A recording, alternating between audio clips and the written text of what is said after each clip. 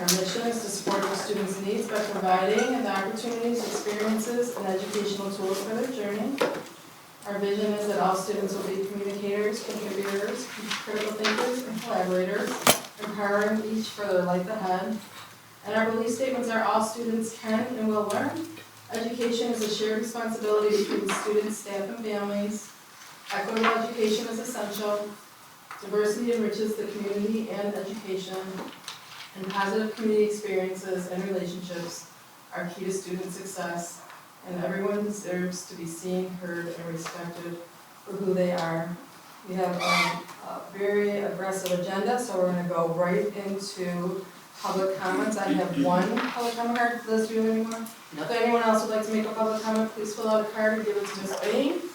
Public comments are an opportunity for the public to come before the board. There's a 3-minute time limit.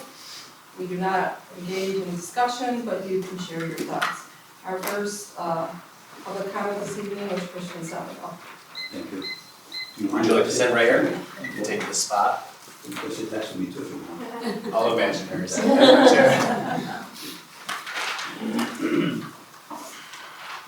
Dr. Bazzi, board members and representatives of TMP and ALC, and I'm glad you're here.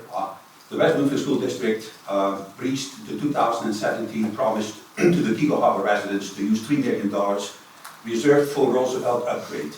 You breached the promise, which was subject to a consideration. The consideration was to vote for the bond, and therefore it's legally binding.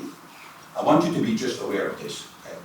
We are now 8 years down the road, and today Roosevelt is still standing, and I respectfully would ask you to please spend some of the unspent $3 million to repair the ceiling of room 204, reinforce similar ceilings, clean up the debris, and decontaminate the building in accordance with your property insurance policy contract, so that Roosevelt can be sold to the highest bidder, $2.5 million. I politely and firmly ask you to please act promptly, because the alternative does not look good for the West Bloomfield School District. Since the TMP people are here, I also wanted to touch upon the recent 2023 bond issue. When West Bloomfield School District applied for the 2023 bond issue in November of 22 to finance the planned redistricting, TMP kept a plan to permanently close Roosevelt and demolish it hush. The word Roosevelt wasn't even mentioned once in the application. Why not? Other schools were elaborated on. I initiated a phone call to Mrs. Densmore at the Michigan Treasury Department, who was responsible for the review of the bond, of the TMP bond pre-qualification submission. She was surprised to hear of the planned Roosevelt demolition. TMP never revealed that the West Bloomfield plan to permanently close and demolish Roosevelt. She was surprised. Mrs. Densmore was concerned and curious, and I had a conversation for about 30 minutes with her, and I kept a record of the conversation. She stated that if she had known about the plan, she would have required to submit a West Bloomfield School District, or TMP, to submit a comprehensive impact study of the permanent closure and demolition of Roosevelt in Kego Harbor and other school districts, including the impact on anticipated enrollments, implications for the families that were planning to or were in the process of moving to Kego Harbor, enticed by the proximity of a walkable school. She stated, and I quotation marks, "I feel bad for the people of Kego Harbor. There is nothing I can do except submitting a complaint to the Michigan State Election Bureau in Lansing. I just want you to be aware of that. Please, Dr. Bazzi, please do the right thing. Please do the right thing." Thank you, Thank Mr. you. Salvo. Thank you. Okay, we're going to move on to agenda item number 3, our elementary literacy resource proposal review. Dr. Scott, our assistant superintendent of learning services will take it from here. Thank you, President Brickman. I appreciate it. Thanks for having me here this evening. I'm joined by some wonderful teacher leaders and teachers. I have all the way down in the end, teacher leader and teacher Sage Wood. She was part of one of our pilots with EL Education. I have instructional coach Aaron Powalczyk, instructional coach Randy Fogel, and Amy Quinn, our curriculum consultant for elementary. And before I get started, I just want to thank the four of you for being here this evening, and more importantly, for all the work that you've done to get us to this point. I know it has been a lot of heavy lifting, especially at the classroom level, just trusting and going through this process, and then especially at the visionary level of supporting teachers and moving mountains. So thank you very much. We're glad to have you. Board, I'd like to just start by talking about the need for change when it comes specifically to elementary literacy curriculum. There's 3 points that I'm going to share to start, and then I'm going to turn it over to my colleagues. One, we'll talk a little bit about the overall scores for our evaluation of the Lucy Calkins Reading Workshop, which is based on our curricular resource rubric. Secondly, I'll talk about elementary achievement data and what we've noticed over the past 3 years, specifically data that you've seen at the board level, whether it be at a fall state achievement presentation or a spring one. And then finally, we'll talk about feedback from the Elementary Literacy Curriculum Committee during that evaluation phase. So what you're looking at here is a graph of an evaluation of the Lucy Calkins curriculum that we currently use and we've been using for the past 7 years. And our equity rubric is based on a 3-point scale. 3 is obviously a gold standard, high levels of evidence of different domains. And you'll see 6 different domains here. Learner-centered, which really focuses in on, is the curricular resource centered on the learner's needs? Is it personalized for the learner? Is it engaging and motivating for them? Critical is all about our boundaries broken down so that all students have access to the curriculum and can be successful in it. When we talk about culturally sustaining, we're talking about can the students see themselves in the curriculum? Universally designed for learning is especially important when it comes to curricular resource, especially when it comes to literacy. When we talk about UDL, universally designed for learning, we're talking about how does it differentiate? How does it provide explicit learning targets? How does it make sure that students have what they need to understand the content? A student-centered resource is simply in terms of how it's put together. Is it appealing to students for them to be able to manipulate and interact with? And then obviously a teacher-friendly resource is something that teachers can use easily, whether it be a digital platform or physical materials. And when you look at the Lucy Calkins workshop model, the scores are significantly below a 2. Some of them are even lower than a 1. These scores are based on feedback from our stakeholders, which include our parents that experienced the materials over the past several years, our students that interacted with them, and our staff.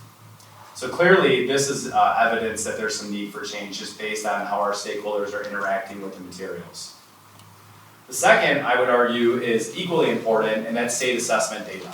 So you're noticing here, this is a chart of spring 22 all the way to spring 24, state assessment data, the percentage of students that were proficient.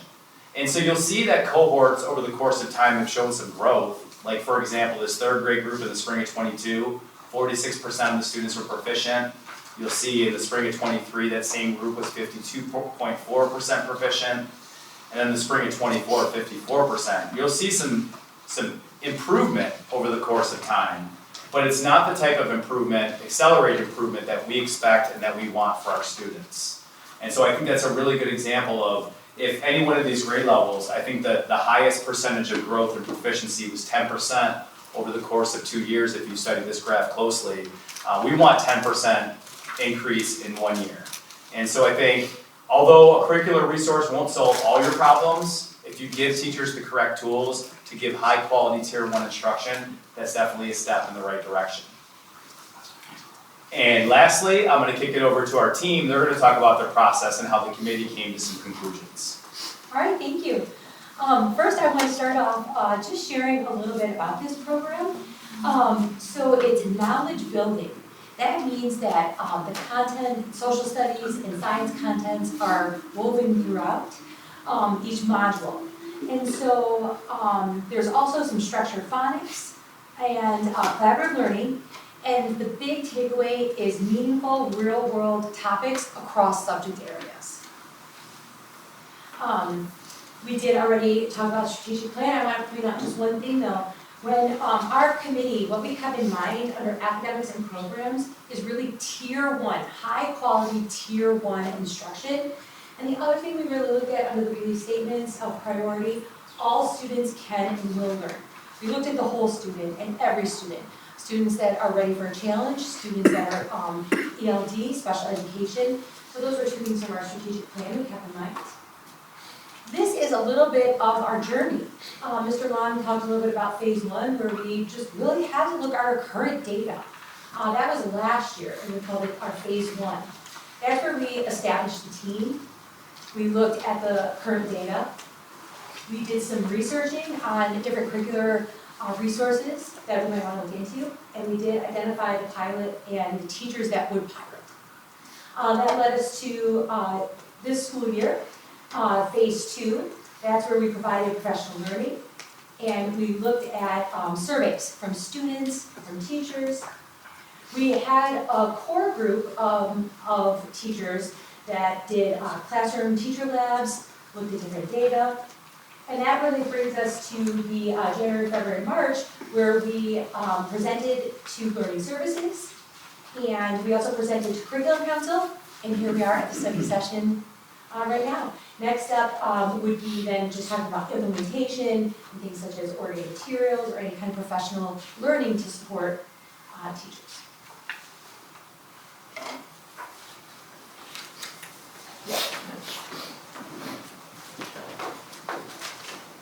Hi everyone, I'm Erin Palante. Nice to be here. I just want to talk a few minutes about the curriculum resource, the highlights of the program.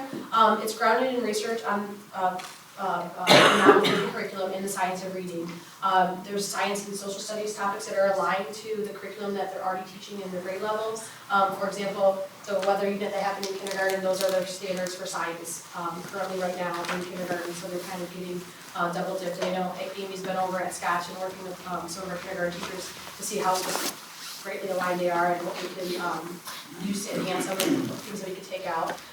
In the actual program, there's some flexible pathways. There are 6 different modules that you can choose from. So you're going to run 4 modules in your year. And the first module that every grade level would do would be the same, no matter what building that you're teaching in. When you get to your second module, you have a choice. You can either do a STEM pathway, or you can do a social studies or a humanities pathway. So we, I think we talked about doing a STEM pathway for Unit 2 for everybody since we piloted that unit, and it's pretty much going to stay the same. The third unit, we did just do a recent survey for the entire staff, asking them if they could pick between the two, the STEM and humanities, what unit they would like to do for the third unit. The cool thing about no matter what unit you pick, the standards are the same.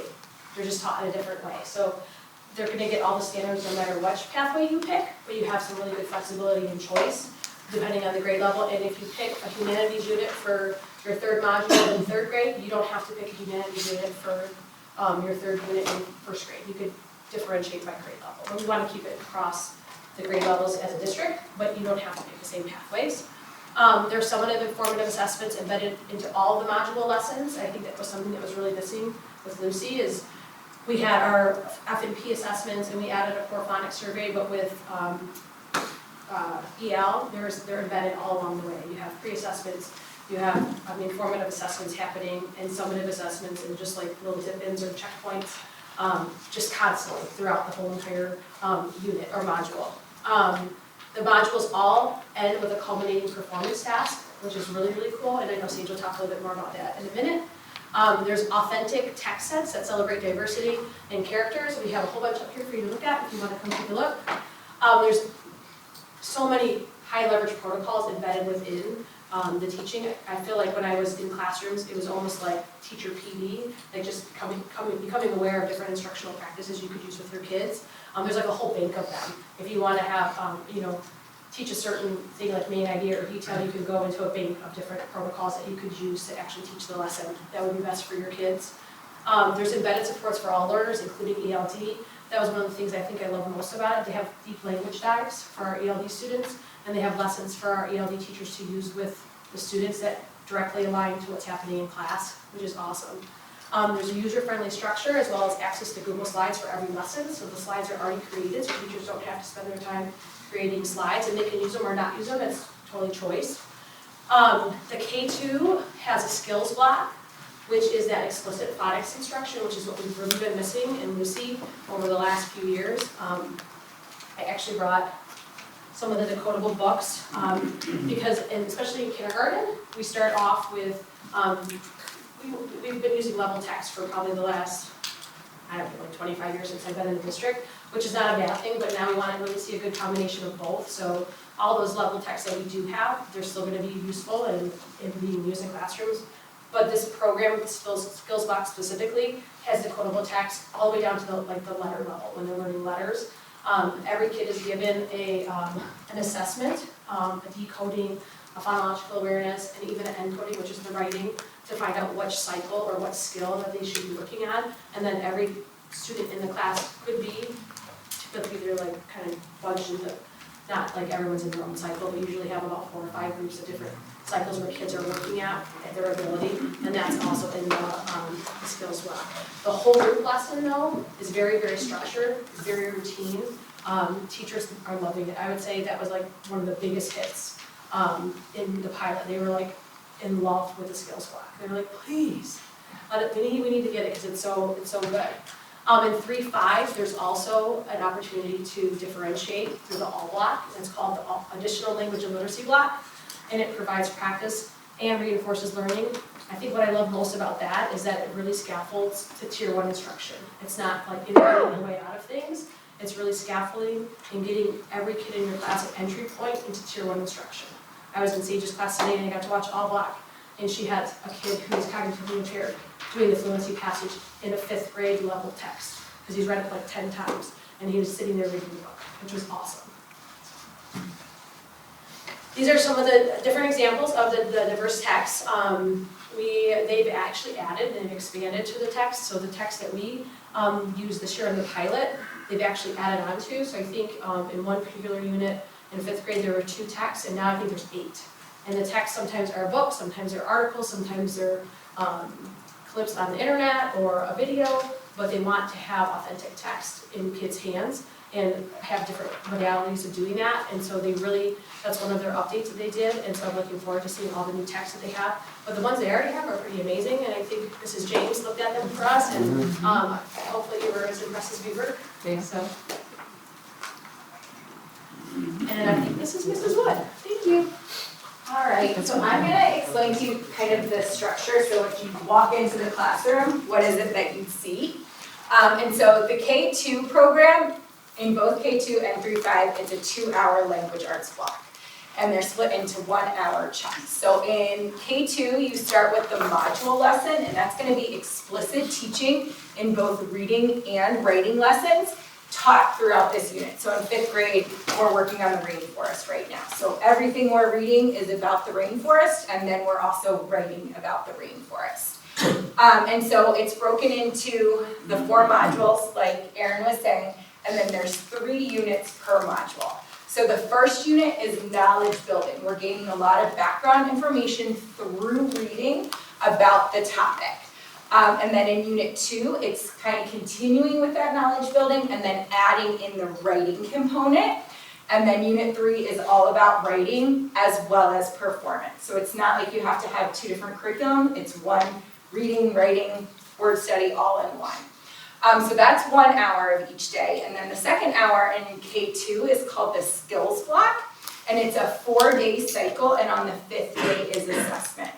So, or progress monitoring. So it's a weekly small group. They're placed in a group based on their assessment, and then they practice that skill for 4 days, and they're assessed on the 5th day to see if they're ready to move on to the next cycle. And that's where those decodable books come in that she was showing you. And then in the 3.5 program, it's the same module structure, where we're getting knowledge building through reading, knowledge building through writing, and then a focus on writing. But we have that all block time, and that is 3 rotations. And so for an hour, you will see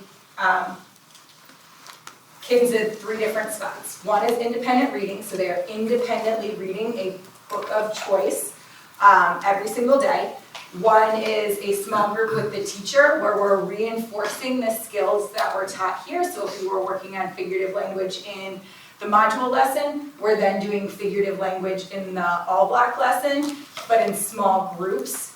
And then the third one is the partner group, so in my room, they sit on the carpet and they're working together to complete a task related to what it is that we're learning about.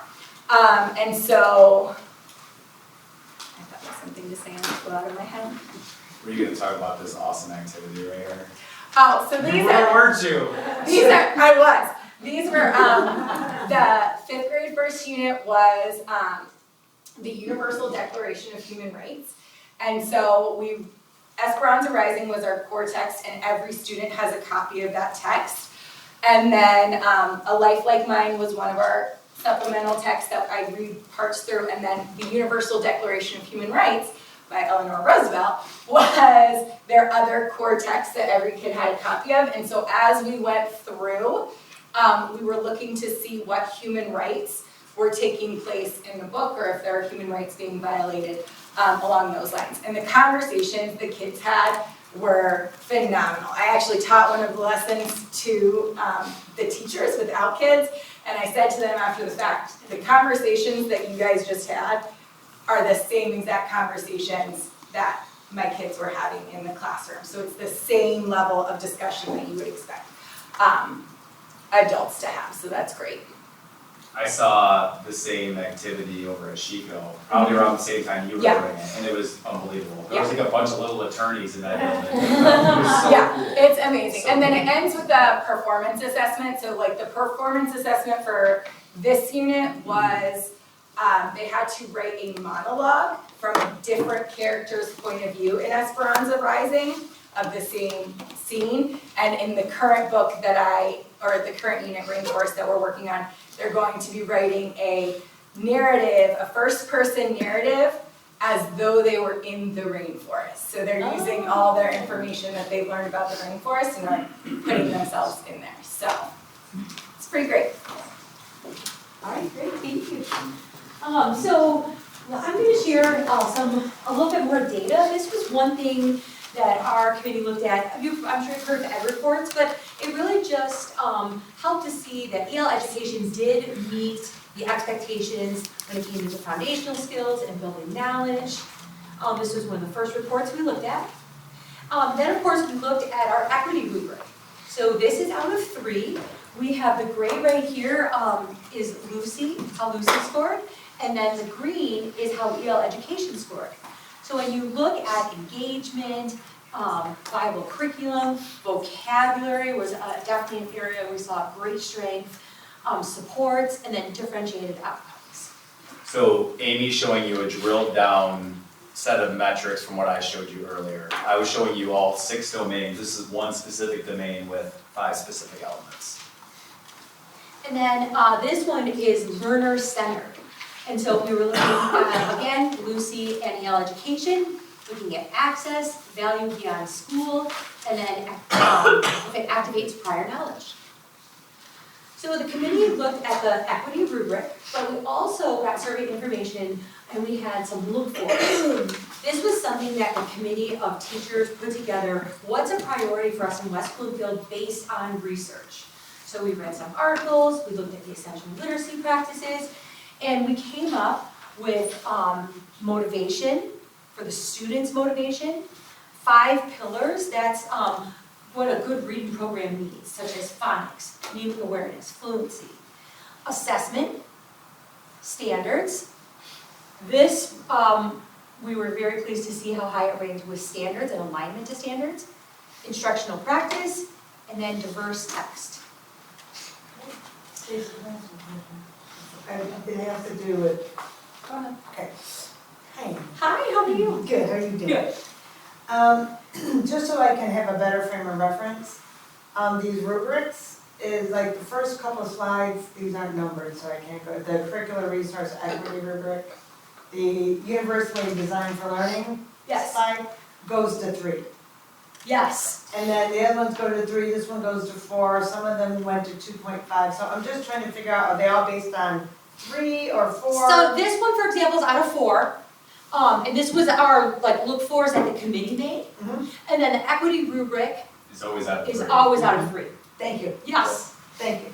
That helps me as you're telling the story. Yes. Perfect. And then this is what we filled out for Curriculum Council, and you can click on the link for all the information there. But we did bring it to Curriculum Council. Yeah. Vote was 20. All right, hi, I'm Randy. I'm going to talk a little bit about responding to feedback. So I think one of the best parts in being part of this was the way that we went about this. It was so in-depth and it was super exciting to be a part of it. We're all very passionate about literacy, and so it was really exciting to really watch the process and how intentional it was. But one of the things that were really important too were, again, what were some concerns? What were some things that we needed to address? So based on feedback from the pilot committee, who were amazing, and they were as in it to win it as we were, they were amazing. One of the things that was really important was high quality teacher professional learning and support. So we had an amazing EL education coach who came in. They were so responsive, we could not have been more excited. She just answered all the questions teachers had. She met with us at literally the drop of a hat, pretty much. She came here, they had updated some resources, and we were like, we want to see the actual, we want to hold it. And she was here, 9 o'clock in the morning, ready to go. So we were super excited about that. Again, even with the professional learning, she helped teachers sort of break down those units, look at the standards, really dig deep, so we were really excited about that. One of the things, again, teachers, were those additional texts to support classroom libraries. Again, these topics are super high interest, very engaging. There's some amazing updated high interest texts that I know teachers want so that it can support their classroom libraries and again, align with the topics that kids are learning about and are excited about, especially as this is knowledge building. We want to give them as many opportunities to learn about the world around them as we can. And again, work closely, like I said, with the EL education reps to find out updates. Again, they've been very transparent with us.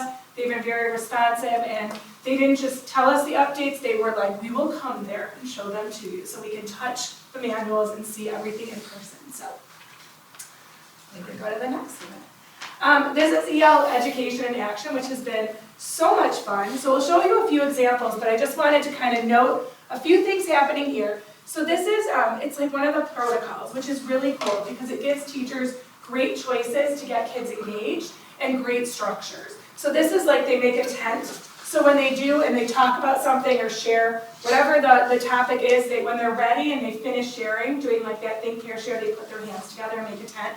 It is honestly the cutest thing. So this was a first grade class. They had finished sharing and it's letting the teacher know that they're ready. A lot of times what they do is they turn it into like a tea party where they then work with their partner and then they turn into a group of 4. So they have all these really cool protocols. They're never ending, there's so many. And I think the most exciting part is that we're seeing that carryover from those protocols in literacy and they're using them in other content areas throughout the day. So it's like, oh, that's awesome. We can do that in science and social studies. Sage, this was your people, I believe. This was a small group. Again, this is during the All Block, and they were working on fluency. So it was aligned with the lesson that Sage did in their classroom, and again, gave all kids an access point to reading fluently, and so that was kind of a sneak peek at it. Here's your decodables. I will say the lower L teachers love the small group. They are super excited about the amount of kids they can see. There's so many great progress monitoring tools within it. So here's an example, and they are seeing more kids than they've ever been able to see in small groups. So there's kind of a little snippet. If you want to click on it, I can just show a few examples, just so you guys can see it. I know you'll have a chance. Do you want me to just click on one? You tell me, you can't, that's not touchscreen, but Okay, I can here's slide Scotch. We'll go with Scotch. Here's Scotch. The topic, the module for their kindergarten is toys and play, which could not be more appropriate. And super excited. It's again that launching unit, how we get along with each other, how we share. Again, you can see kindergarten students engaged in a unit about toys and play. They learn about including others, working together, exploring common classroom toys, labeling things, that vocabulary comes in. They're interviewing each other, noticing characteristics. So again, this is at the beginning of the year as you're building a classroom community, and then they're learning and reading and writing about it at the same time. This you just kind of saw, that was that small group, so I'm gonna, right over here, they were talking, they had to build this mission tower. Again, this is in the very beginning, where they're learning the routines and building that classroom community. They were so much fun watching them build these towers. The other thing I just wanted to quickly mention is you'll see the habits of character, which is ingrained in every single lesson. So kids talk about what does it mean to take initiative, what is perseverance, and these are first graders. What does it mean to collaborate? So it's embedded, that SEL component within the lessons. Let's see if there's like, I'm gonna let you keep going because that's small group, here we go. Oh, there you go. There we go. Again, here you go. This was, they were learning about different schools around the world, and they were watching a video. See, this was not at a building I'm at, so I'm just going to have to read a little bit. They had to perform scenes based on each of the 3 schools they studied. Again, they're thinking about performing, they're presenting, they have so many things that are part of it. So super exciting, and you can take a look at more examples, but you get the gist. Thank you, Randy. Here. So at the start of the presentation, I gave you the overall scores of Lucy in the 6 domains. And then in the middle of the presentation, Amy drilled down on the few specific ones that were really defining factors for the committee as they went through. This is just kind of a look back comparing the Lucy scores to the EL education scores. And so you can see that EL education scored consistently higher than the Lucy Calkins. The other thing that's interesting to note is that these scores were done from stakeholders before the pilot committee heard the updates from EL education. So even if we think about the upgrades to teacher-friendly resource and student-centered resource, those scores are probably going to be even higher based on the updates that committee heard. But one of the things I really want to dial in on, when we think about the 2 resources that were piloted, ArtCore, which is a phenomenal resource, and EL education, I think when we made the decision, the defining factor was really universally designed for learning. And when you think about those components that Amy shared earlier, when it comes to differentiation, clear learning targets, those are the things that we want to make sure are rock solid when it comes to a literacy curricular resource and any curricular resource. This is out of a 3-point scale. You'll see that none of them got to a 3.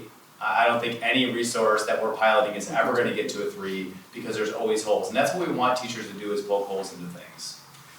So now we're going to get into the budget, the fun part, Nancy's favorite part of the show. This is the professional learning costs to implement this curricular resource. So phase 1 would take place in June through August. When school gets out, we would use 1 of 2 days for launching, and that would be outside of the school day. And then August, when we return, the idea would be another day during one of our district-provided PD days. But that's $41,000 for those 2 days of training, plus strategic planning with district and building leadership, plus on-the-job school-based coaching. What I like about that is that on-the-job school-based coaching does not require teachers to be out of their classrooms. It's literally coaching while they're teaching, which is really great. All that $41,000 of phase 1 is fully funded by grant dollars that we've been able to receive. Phase 2 would be September through June 25, September 25 to June 26. And you can see that's a $35,000 cost. And as of right now, that's planned to be on the general fund. However, I have a sneaking suspicion that there's a grant that I'll be able to take care of those resources for.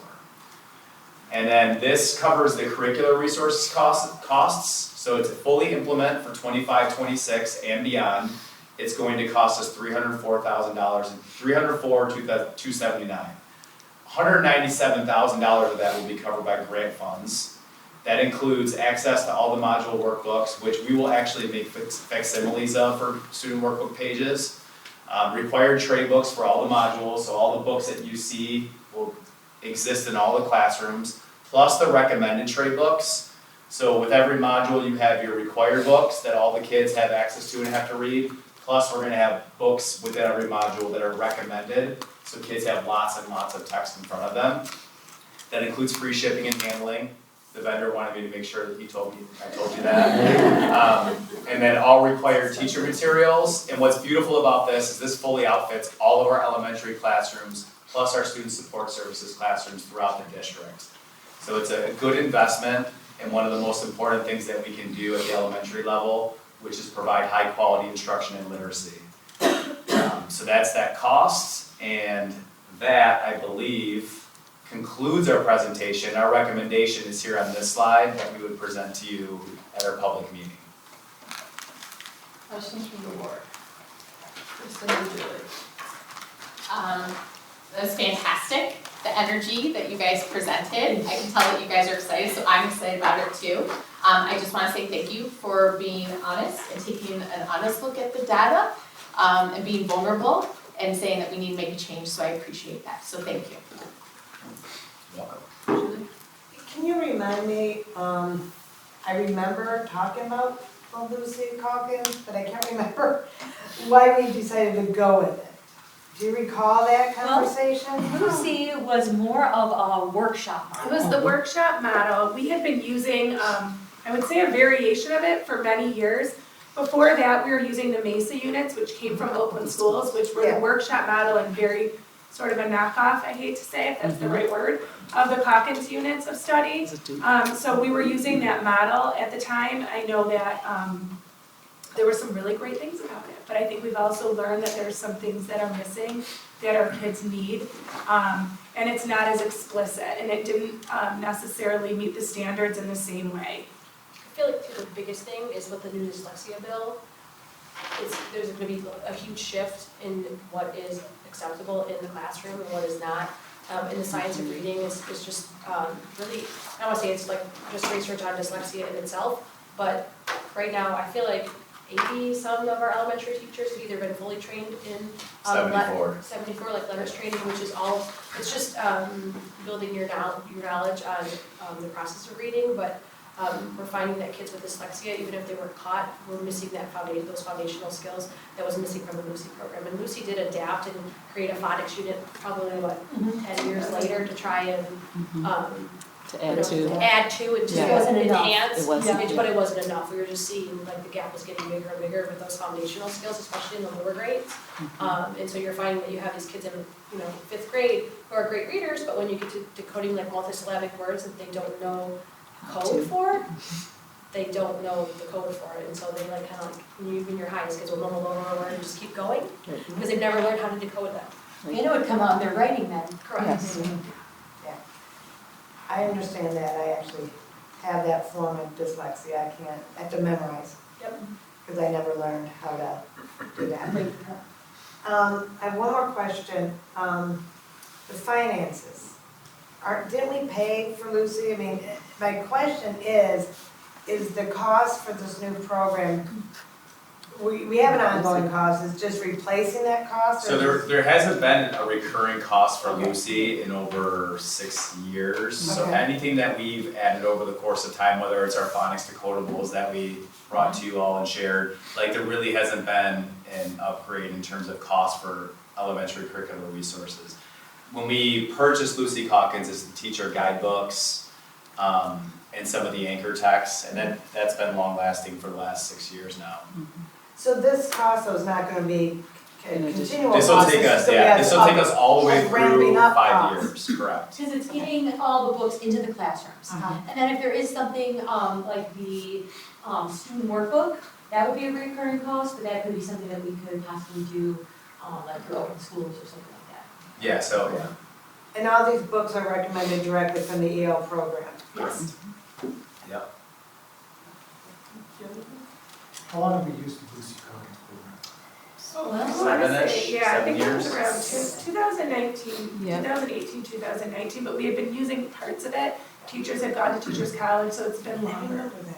Yeah, We had a versions of it. conversation, we're Yeah. not formally doing Yeah, it, we- you we- remember that? Yeah, we had like adopted it more formally in, I think, 2018, 2019. There was And even but then reading it was workshop, It was an writing extensive workshop. I think look it at was that point. more I mean, I remember you guys 2017. doing an extensive dive into Adopted these Calkins. things to Yeah. make that selection then. Yeah. Yeah. So that cost us $35,000 this year, $106,000 next year, and this investment could last us as long as 5 years. That's correct. Without further investments. All right, thank you very much. You're welcome. Actually,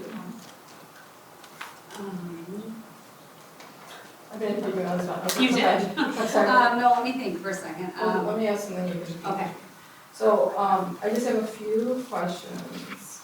Just so everybody knows, I heard this already at curriculum council, but I have some additional ones after I saw the presentation for the second time. IXL, how does it link into supporting kids with IXL when it's a different program that doesn't level the same way that we've been doing in the past? What does So- that look like? IXL, we have for ELA, and actually it is, it corresponds. So Bridges has like, there's a Bridges line of IXL, there is an EL line of IXL. So I can go in and assign objectives specifically based on what I'm teaching. Something that's also unique about IXL and EL education is you can search by skill and by standard. So that is, that's super important. That's something that you can easily do in each of the columns. Okay. And the other question I had, I know we have all of the leveled books, and now we're adding in more decodable books that also come with the EL curriculum. What does books going home with students look like then? Yes. So I think, so obviously. That was what I just.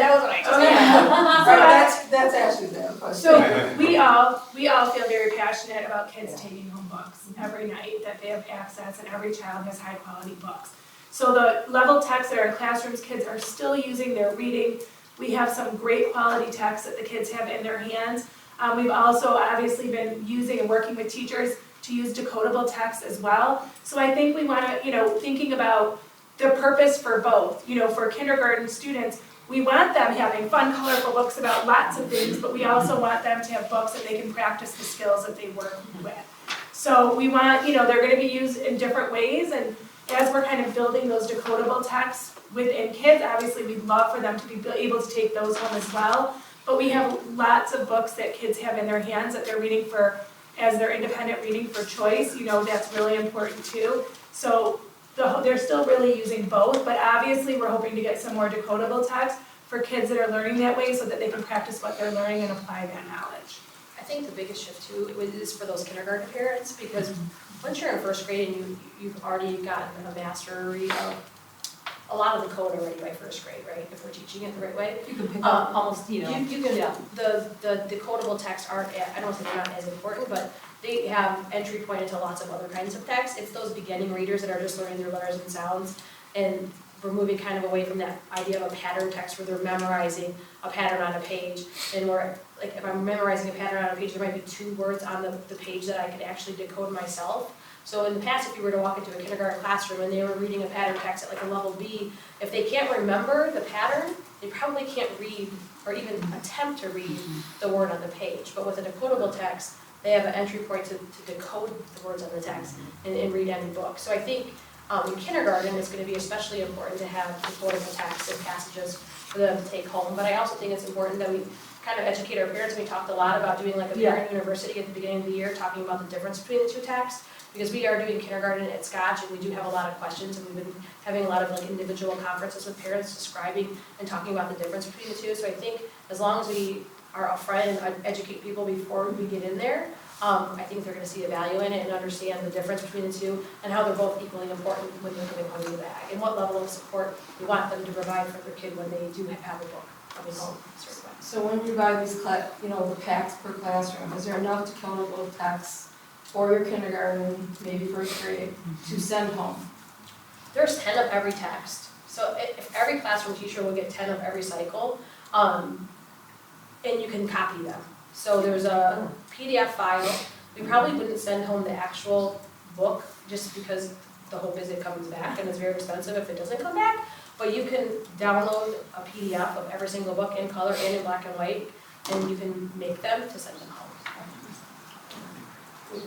So there's one question before I have one more question to ask. I want to give you an opportunity. Don't before shake my second one. Can I just ask one question? Then you go. Okay, so when I was listening to you, I actually thank you all for dialing into social studies, science, and now I heard SEL. Is there anything we can take off the plates of the day from teachers? We have all of these other lessons that are going on. Are we taking anything off the plate? So science would be an area that we're going to look at with teachers at every grade level to kind of see if that is something, since it's already embedded within. For science, we want students to do the investigation first, to do the inquiry and the wondering, and we don't want to do just the telling, but that's something that we're already talking about to look at this summer. Thank you for that.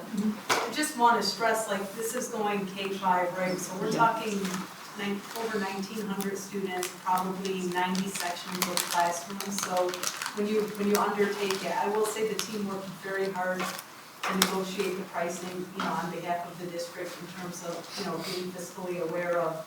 But this is a point where we have to invest, and we do have to do a lot of education because we're moving, by going to EL, we're moving away from leveled books, right? We're committing to the research that says decodable text will help our students become better readers. It's gonna take some time in terms of that, and then having students exposed to content that's at their grade level. Because the only way that we're gonna stretch their goals is having, again, as we used to call them, just right books, or books that they can be successful at. But this is gonna, when I walked into Sage's classroom, or at one classroom at Scotch, all kids had the book that they were reading. They all were exposed to that grade level reading that I think we'll see our students really thrive because of in the long term. So I just wanted to stress that this is gonna hit a lot of sections of classrooms, right? This isn't changing one course, like one high school course. This is an entire program, K-5, across the district. Is there a lot of training? I'm sorry we covered that, but is there gonna be a lot of training required for the teachers? So we're gonna do one day in June, one day in August, and then have continual training throughout the year, along with the support of our literacy coaches in the building. Because I think it scored a little low on that aspect, the teaching-friendly resource. That was actually with the organization of the resource, and what it was, and I think you guys can explain a little better, but there were different books, and you had to kind of flip through different books to find it. So as a teacher, it wasn't ease of use, wasn't scored high at first, and then Kimmy shared the updates. Oh, And that's why we wanted to before the see update, it and yeah. touch it, because it was all there clearly labeled with the standard, the assessments, and everything needed. So that was huge. It was. I wish you could have been at that meeting to see how excited we were. That was a huge thing for teachers, just the planning purpose of having to I know I saw it, but where did I find it? And then now it's all. It's so much better. Thank you. And so how many teachers have experience now with EL as a pilot? I would say probably 18. Well, we had more do EL than we had do our grade So that's pretty, So it's good level? I just was wondering about. We had more do. Roughly 18. Yeah. Well, after our board has invested a lot with resources for curriculum, I'm sure that you negotiated very hard, because I expected it to be higher than that, so thank you for that, but keep going for that grant. It was And let's considerably get more higher to than taxes that. that we need Yeah, we right worked now, a little bit, so. yeah. And on behalf of the board, I can't thank you all enough, because I know for the last year and a half, you have been diving really deep into this and supporting our teachers and what's happening in the classrooms, and kudos to all of you. Because this work is intentional, it's extremely important, and this is what's gonna drive instruction and literacy for the next 5 or 10 years. So thank you all. I can't say anything else. Thank you. You want to say anything? Thank you for all your work. Thank you. And we'll be bringing this to the board at the, it's next week, I think. Yes. Yeah, it's next week. Okay. So that's great. Great. Thank you. Thank you, everybody. Thank you. Thank you. Thanks. Next up is our sheet of tech packet review. I was able to read, I didn't Let's understand start all with that stuff going on. From Open Schools. Did anyone want to see the books? Yeah, you want to see it real quick? Yeah. Okay, they're gonna set up, you can go. Oh, you. Hold on, okay. And they're gonna set up, just give us a couple minutes, you're gonna do it. Anybody say no, sir? No, you are. I thought I took your seat. Just had a little, you don't have to read it until we get sitting there. I'm gonna get you a cell phone or walk over there and grab one. I'm Nietzsche. I go to school. Do you think it's the same? This is the class one. A little more advanced, hopefully. But you're much younger than I am.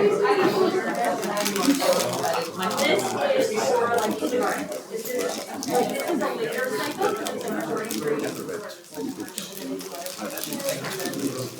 With these science books.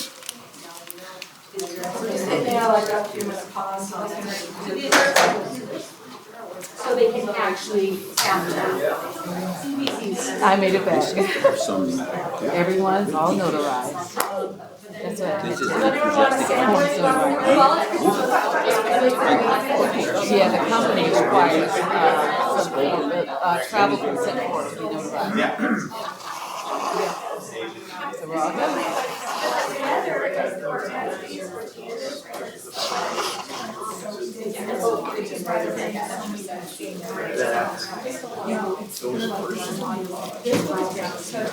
All over the world. We're doing it. Yeah, and how it's just sunny in one place, it's still the same day in March, but it can be, you know, cold here.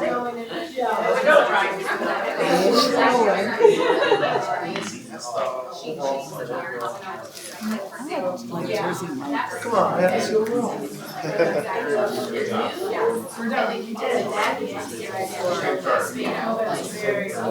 I'm so excited. Thank you. I know, right?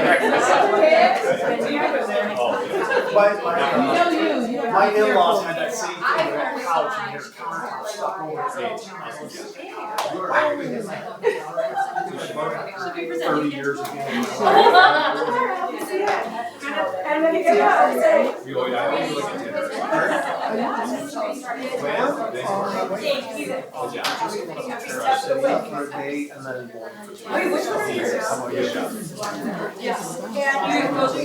Oh, that's right, the college tour, yeah, I forgot about that, what am I thinking?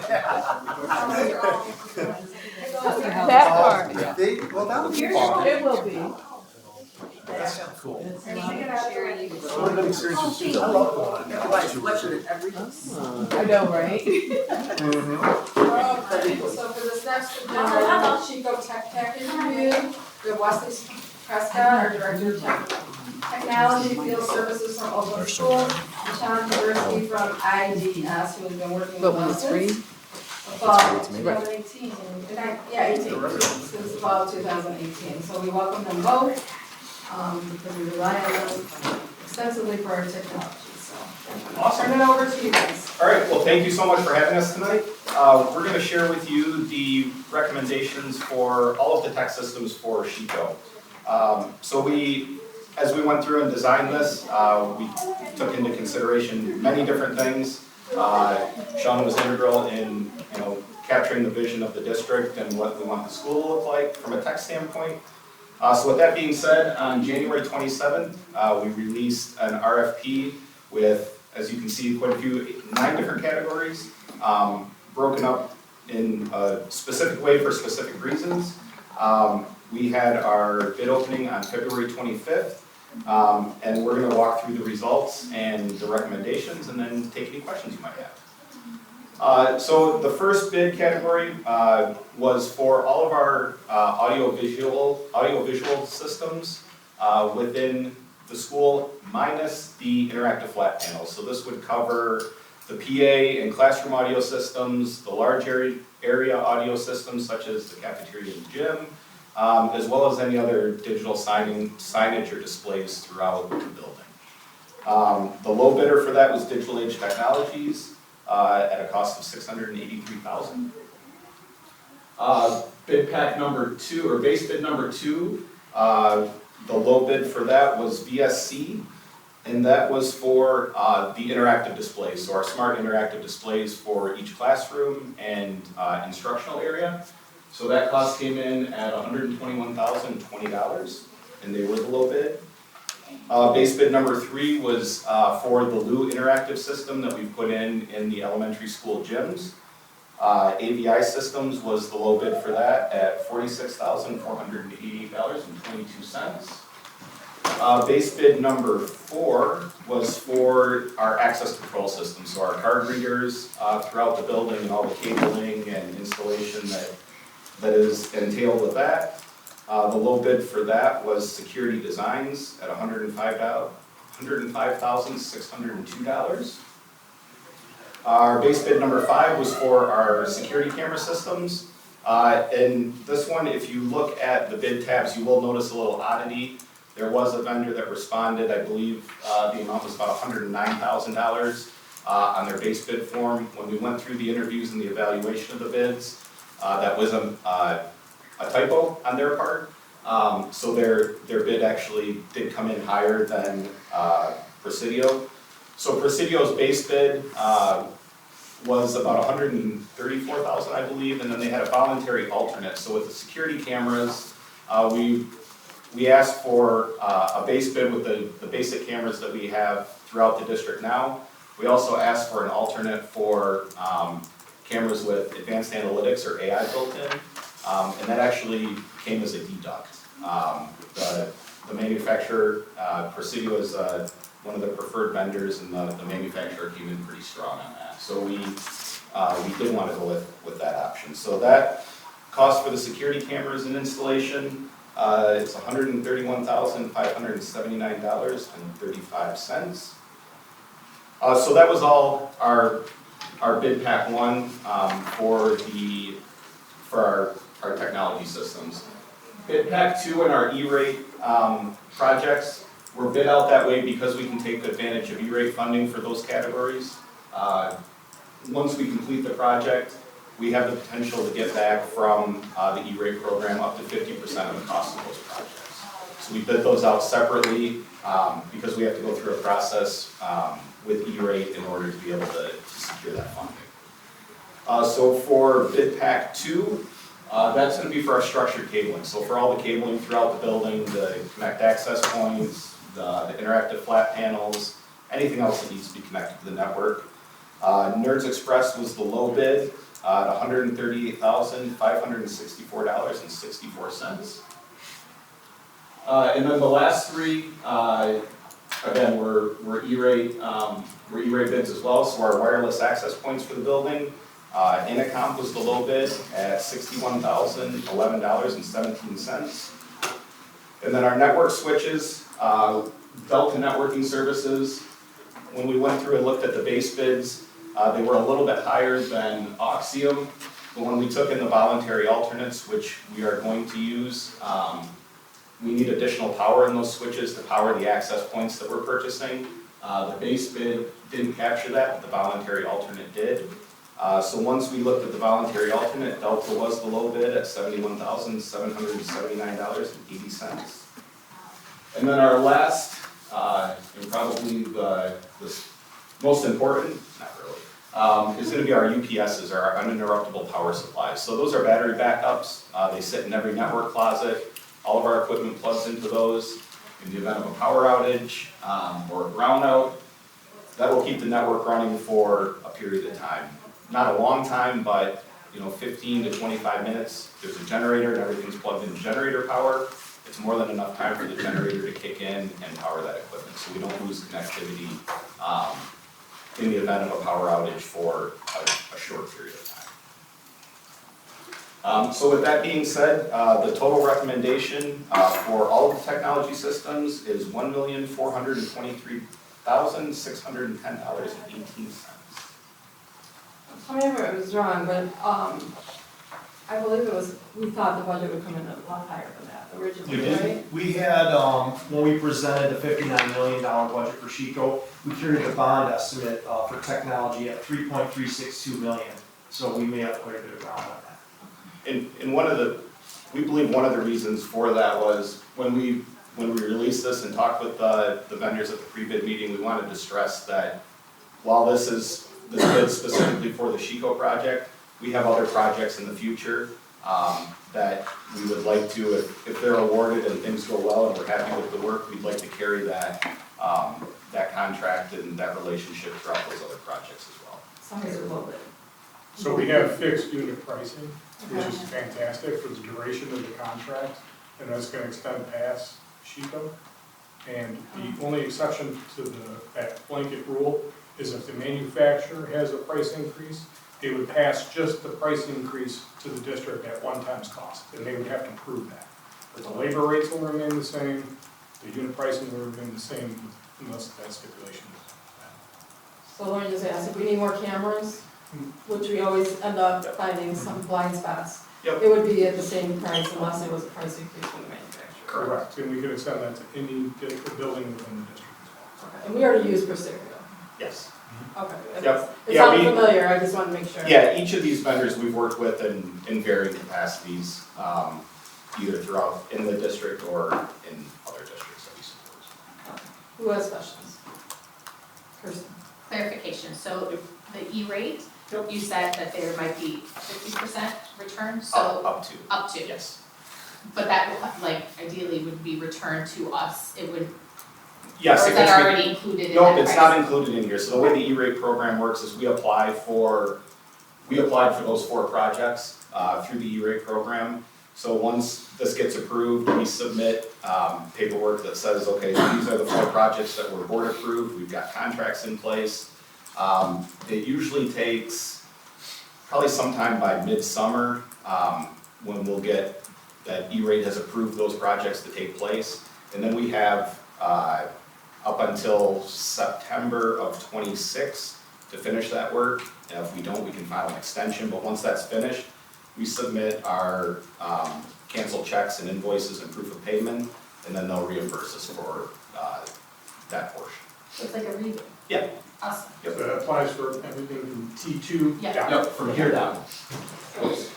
We use E-rate whenever it's available. Yes. No, I did, first time I'm seeing it, so Yeah. thank you for that. And then my second one, you kept mentioning the smart board or the touch board. Will that come to us another time, or was that in one of them and I missed it? So that is the VSC, that's in the second line. Okay, so it wasn't the first one, it's in the Yep. second, thank you. Yep, so the first one is all of the audio video systems other than the interactive Okay, class. thank you. Anyone else? Yep, I'm good. Alright, no, you're on my side. Alright. This may be a question more for Don and Jamie, but we have all this technology that we're planning on putting in Chico. We have existing elementary schools, and we have like the absolute best, beat all, state-of-the-art technology at the computer perspective, right? So is this, I mean, we want to be close to this best practice state-of-the-art, but we also need to be cost conscious in terms of what we're spending. So when you were deciding on the technology for this school and looking at what we already have in our other elementary schools and thinking long-term in terms of, okay, this is what sort of technology, assuming this, are we going to eventually have in all of our elementary schools and what it's going to cost. Do you feel like this is a reasonable, I'll call it optimal technology solution for this school, kind of setting a pattern or a benchmark for our other schools going forward? Yeah, definitely, it is setting a benchmark, and Sean, you want to talk a little bit about like the Epic PA system? So we're starting with this building, we're going to incorporate these technologies into Doherty, and then we're going to start mapping them into our other buildings. Can you mention the Epic? Sure, I mean, I could talk to you a little bit. So the PA system we're proposing for Chico is a little bit different than your traditional public address system, whereas it has some connections to the classroom. So the local audio systems within the classrooms will now kind of work together with the PA system so that in the event teacher needs assistance in their classroom, whether it's a medical issue or another issue, they would have a direct contact, kind of like you've seen those pendants around people's necks. Same thing, they're using their microphone to be able to communicate to the classroom, but they're also having emergency alert type functionality to be able to alert the office that there's an issue in the classroom. So it's kind of building upon a traditional PA with some advanced features that we'd like to implement in future meetings with you throughout the district. Plus, it has a visual map in the front office, so if a teacher does initiate an alert, they can see it right on the map where it's at and start an immediate communication with that teacher, and then be able to tell our first responders where the issue's at. So, Art, to answer your question in terms of is this the plan yet, there's a considerable amount of money from the 2023 bond that's allocated towards technology for the entire district. When we go to renew our sinking fund will also allow, the new rules with sinking fund allow you to invest in technology as well. So we have though allocated enough in the 2023 bond to make sure that there's, that we're able to execute these things throughout all of the buildings within the elementaries, middle and high school. Obviously the middle school is new. we'll be able to take that technology to each of those buildings. And I do want to mention, we did have a meeting with SEC when we started the bond process, just overall as far as, district concerns, as far as the technology is concerned. But also specifically for each project, we're meeting with local law enforcement and the fire departments to make sure that we're not missing anything as far as safety and security is concerned in the building. So that was one of the other components when we started these projects. All right, thank you. Just ask a follow-up question, so you're talking about the bond, so if we're under budget, can that offset where we are with the build? Yes. Okay, thank you. So, but I wanna be careful, though, I understand you threw out a number of 1.4, 3.3, I'd be very careful, because it doesn't include the architect cost to see, there's other costs that go into Right. it, but the good part is that, in terms of equipment, in terms of like the bids, they came in Very well. much lower than anticipated, so that's the good part in terms of that, and yes, basically those funds now, on those updates that say, this is what we had allocated, once those costs become actual, that fund will now go into the available balance. Thank you. I just had one question, Sean, because of our history. Is this gonna have race tracks everywhere for technology in the classrooms, or is it gonna be like in the walls and things like that? Like for the smart board? All of the, we've coordinated with TMP for all the infrastructure that goes along with the technology, so it looks like one cohesive building. Okay. And hopefully our technology will complement the beauty of the building that we're putting together. Sean and I are very much opposed to exposed conduit. Okay, I just wanna make sure. The mason better cut the holes right. Okay, that's something that my eye goes right to it, when there's. And that's one thing, as we go through and, walls start going up, we go through and do field inspections as well and make sure that, hey, we need, conduit here within the wall. We need a pathway here so that we don't have to go back and surface mount that raceway after the fact. And Sean is excellent at that. I got a long history with him, and he picks up on all of that stuff, so. That's why I asked him, because he knows what fleets are crazy, so. Any other questions, you guys? You'll be able to dive deep, and we'll bring this to the board next week. So thank you both. Awesome, thank you so much. Thank you. Okay. Then we're gonna move right into our bond and budget update. Mr. James Stoudemire, Assistant Super Facilities and Operations, and Nancy Hoover, Executive Director. Anyone up there? It's on there, but you don't have to. Yeah. Okay. I've got Tyler Mackey, our project manager, and Aaron St. Dennis, our project executive from Hawk. They're gonna assist in this one. Okay. So this is the first of our quarterly bond updates. So we'll be coming back every 3 months to you. And I want to kind of keep it like the same format so it becomes very familiar and you'll grow to expect it. But essentially what we want to do is we'll give you a slide deck with some pictures and we'll talk about what's happening out in the field with the construction projects. And then we'll look at that bond cost summary spreadsheet that we first introduced in December when we were looking at the SHECO bids to ensure that that SHECO project fit within the overall cost envelope of the project. But essentially, this is our very first meeting, so I want to establish this as the baseline so we can look back and say, okay, what was our funding at the time and everything. So looking at our projects, obviously we had a very cold winter. We're working on SHECO right now, so the frost was driven deep into the ground and it did slow down our construction a little bit at the very start of the project. But now it's really, with the weather breaking, it's really starting to ramp up. We do have the existing building down, and we'll see that in a picture. And then as far as the site preparation, the building pad's about 50% complete. That contractor will have that done by the end of this month. And then the footings, if you remember, we talked about it before, we have Midtown Group is pouring the footings on this project, and they are an incredible company. Like, the quality is great, the speed is great. They were the same company that did our middle school. They're starting with Area A, which is the very west side of the building, and they're moving to the east. So the building will be built from west to east, and that's the way it works out. And then the mason is actually scheduled to be out there starting next week, right? So we'll start to see the building come up out of the ground. But we, and once again, it is still on target to be finished in June of 2026 with students attending in August of 2026, so we're still on schedule. This was actually an aerial picture I took last week, and you can see Midtown starting in Area A, far west side of the building. when you see your board update this week, we'll do another picture, you'll be amazed. I mean, they're really starting to move, and they're into area B now and carrying on. I mean, I was looking at the camera today, at one point, there was 5 concrete trucks on the site all at once, so they are really pushing it. And you can see there in that picture to the right of the excavator, that's the building pad for area C, which is like the front office space. And then they're gonna continue on the left-hand side of the excavator is the B area, which is the cafeteria and gymnasium, you can see in the back of the picture there. So they're starting to make some good progress. Like I said, Mason will be here next week and we'll start to see the walls go up, which this will start to come together really quickly. And when's steel supposed to start? Steel's next month, correct? First week of August. Okay. August. August. Or April. April, I was gonna say. Yeah, get this going.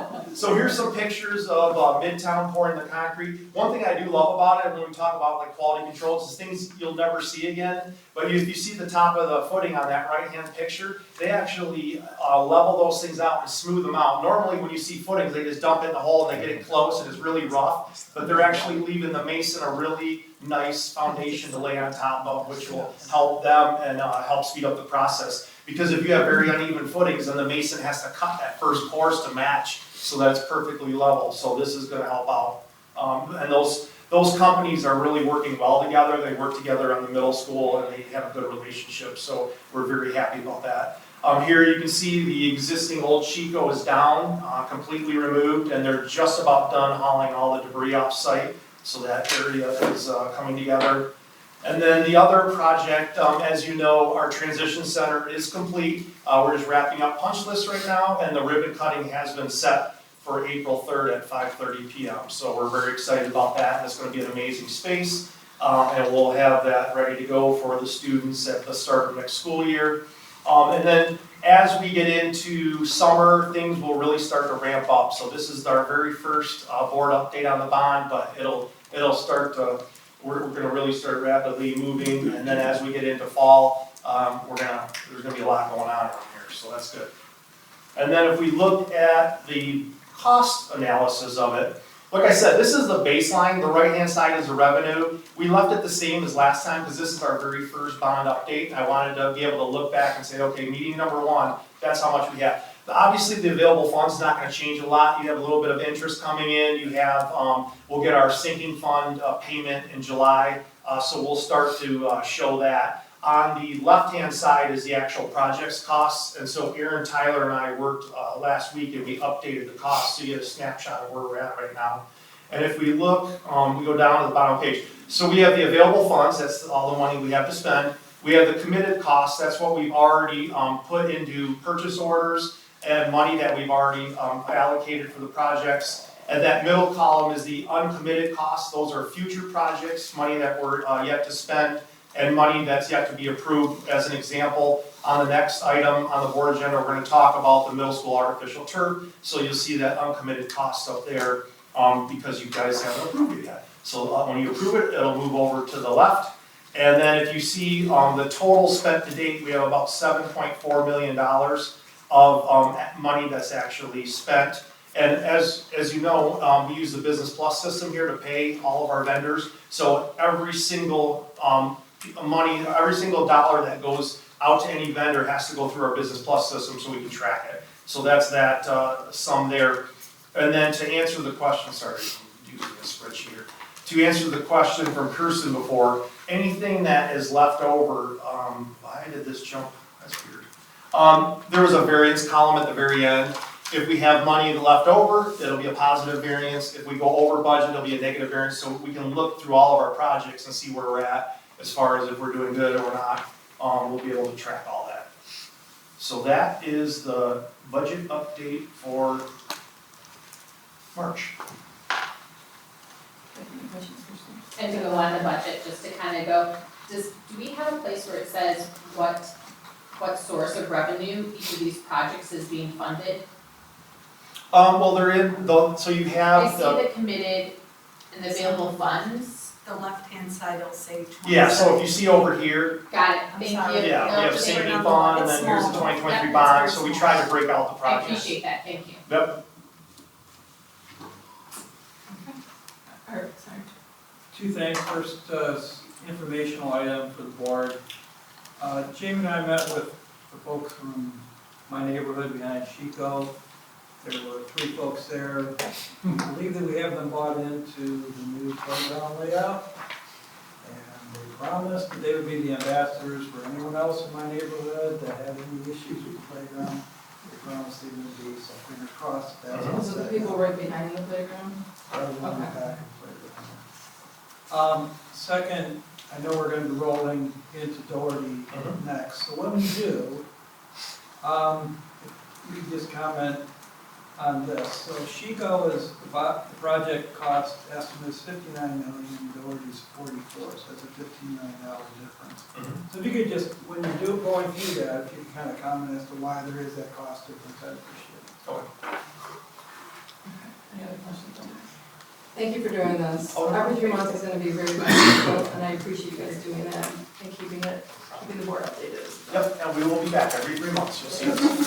Appreciate that. Okay, the next thing is the West Lookout Middle School football field site package. Okay, pardon? Oh, I thought you were doing. Okay, so back on January 27th, the board approved the first part of our middle school field project, which was the artificial turf grass and also the shock pad that goes underneath it. And then the second component, which I mentioned at the time we'd be coming back to you, is the site work portion. So tonight, we're going to talk about the site work portion. So back on January 27th, and if we look at our overall costs up here, let me get back to this spreadsheet. We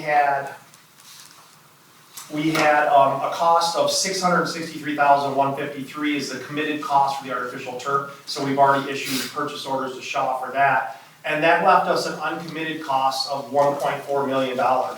So we actually put out a bid package, and on February 27th, we opened up bids for this project, and you can see those in there. AUK has it in their letter of recommendation. We had 4 companies bid on this project. We had, the low bidder was Simone at $887,450, and then we had S&H Trucking and Excavating at $969,000. We interviewed both companies, and the issue with the low bidder is that there was a specification that was very specific to ensure quality on these fields. Not that Simone's not a quality company, but they had a specification that said that they have to have done or completed 15 of these fields in the past 3 years, minimum. And the low bidder did not meet that qualification, and it was very specific in the spec for that reason, to make sure that we have a quality company that has worked on these athletic field projects before, so we can, ensure some success. S&H Trucking, and if, correct me if I'm wrong, has a ton of experience. That's pretty much all they do, and when we checked their references, everyone had nothing to say but 5 stars for them, that they did an excellent job. Even Shaw said most of their projects are done in Michigan, are done with this S&H Trucking, that they're very, was that? I believe they did the high school field also. Yeah, S&H did, right. And so we are going to recommend S&H Excavating for that purpose, because we just don't have a history with Simone doing these types of fields. And even though they may be a good contractor, they haven't done enough of these fields to make our engineering team comfortable that, it'll be flawless, and what we want is flawless. So we strongly feel that S&H is the contractor to go with. So if we plug them in, Tyler and his counterparts at AUK worked up a project cost sheet, which you received today in board docs. And so if we plug in that number, and then we work through all the CM costs, the contingencies, the fees and everything, it works out to just below what we had budgeted at $1,446,823. So you can see it was just slightly lower than our projected total cost for this field. So by using S&H, we're still within our budget, and we feel that that's the right way to move forward on this project. So at the next board meeting, that's what we're going to bring to you. And that'll complete this project. Anybody have any questions on this one? I do. I appreciate that we didn't just go with the lowest bidder, we're doing it for quality, knowing that for 2 years, we're in a situation we have to put a new field in. So I thank you for that, and the quick turnaround, 'cause did we vote on this January? So like, that's Yeah. impressive. My question is, and I was looking at, the bid proposal. I didn't find, does it talk about start and ends of the project? So Parameters of we time. worked with the principals and also our athletic department, and the last big meet of the year is May 12th. So we are proposing to start the field on May 13th, and then we would have it done the second week of August. So it would be ready for fall sports. Is there any possibility to ask the vendor, knowing that the beautiful days in the school year are numbered, and the track is used for recess, especially today, everyone was out there, no jackets and stuff like that, and so that we're, thinking of the students having that opportunity, knowing that, the social emotional well-being really supports our student achievement. It helps with, reducing stress, it helps with focus. And so really just kind of seeing, is there any possibility that we could move that to the end of the year? Even if teachers wanted to use the track for an experiment or a demonstration, that we're focusing letting the students be students and shifting that. The hard part is that that's really gonna be a construction zone, and if we don't start early, then we're gonna go way into fall. And then it'll impact all of the fall sports, which impacts a lot more people. We have committed to that grassy area on the west side of the building. Will still be available, but everything within the fenced area of the athletic field will be a construction site. We did work that out with our team, and we thoughtfully worked through that, and everybody decided it would be better to start it in the spring. They'd rather have it done for fall versus starting it after school lets out and then having it drag into the fall. So that was the thought process. Some of the risk you encounter with these fields is if we have a wet summer, it's a gamble, right? So I'm open to either way. I'm just saying, it's like, here's your parameters, who can do it in this parameter, is I guess my question. They already established the parameters, that's what they're saying. And the timing, the difficult part is like, for example, with the transitions, they said December, construction, just like, it's kind of like similar to your home. Like if you had a bathroom redone or something, they say, we're gonna get it done in a month. There's not really a penalty if it goes a month longer with any, or no one would bid the project, because there's so many unforeseen things that could happen. But Jamie is meeting with members of, the PTO to try and see, he can, we can work alternate things to try and address some of the concerns, but if we don't start earlier, it really puts us at risk not to finish before school starts. And it will impact fall. Yeah, recess the as well. inconvenience is just gonna be on the other side. I hear you, but you have to think, when school gets out, you have like 6 to 8 weeks, minimum, like 6 weeks. It's a really, short time. It's such a short time to do some of these projects, and I've seen it happen where things go over and into the fall, and it's, if there's a way to schedule it earlier, it really alleviates some of those issues. They were talking about too, we have the basketball courts and the pickleball courts out there for them to play on. They use a lot of that in the better weather. But also, like, for instance, there's a field day, there's the auto loop up front. They were just gonna block that off and use that as the pseudo track for the students. So they have a game plan on how to still function. So during recess, they can get in the front of the school? Sorry. Well, that's something we're still working out with the principals, but we were just talking about the field day. We're talking about field day. First of all, they would have to block it off, but this is getting into the how, and that's not our. Yeah, we've got a plan. We do the lot. Well, again, I don't think they're gonna do recess in the front of the building. No, but we still have area in the back, and they have the basketball courts and stuff, so they do have areas to play on outside. Okay. All right, anybody else have questions on that? Okay, we're gonna move on, thank you for that. Item number 7 is TMP to review new Westfield High School CTE, STEAM, and receiving. Thank you, guys. Do you want to, okay, hang on, I gotta get back to my notes here. Are you gonna try and hit one of the lights, Bill? Yeah. All right. And my computer booted it back out, I gotta reload it, it'll take a second. Hi, Bill, I didn't see you there.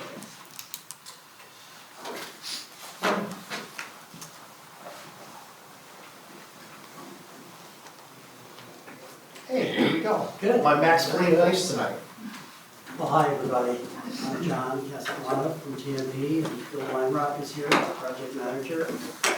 We're going to give you an update on the work at the high school. We're just in schematic design at this point in time, which is the early design phase. Remember, we do schematic design, and then there's design development, and then the actual contract documents, bidding, and then construction.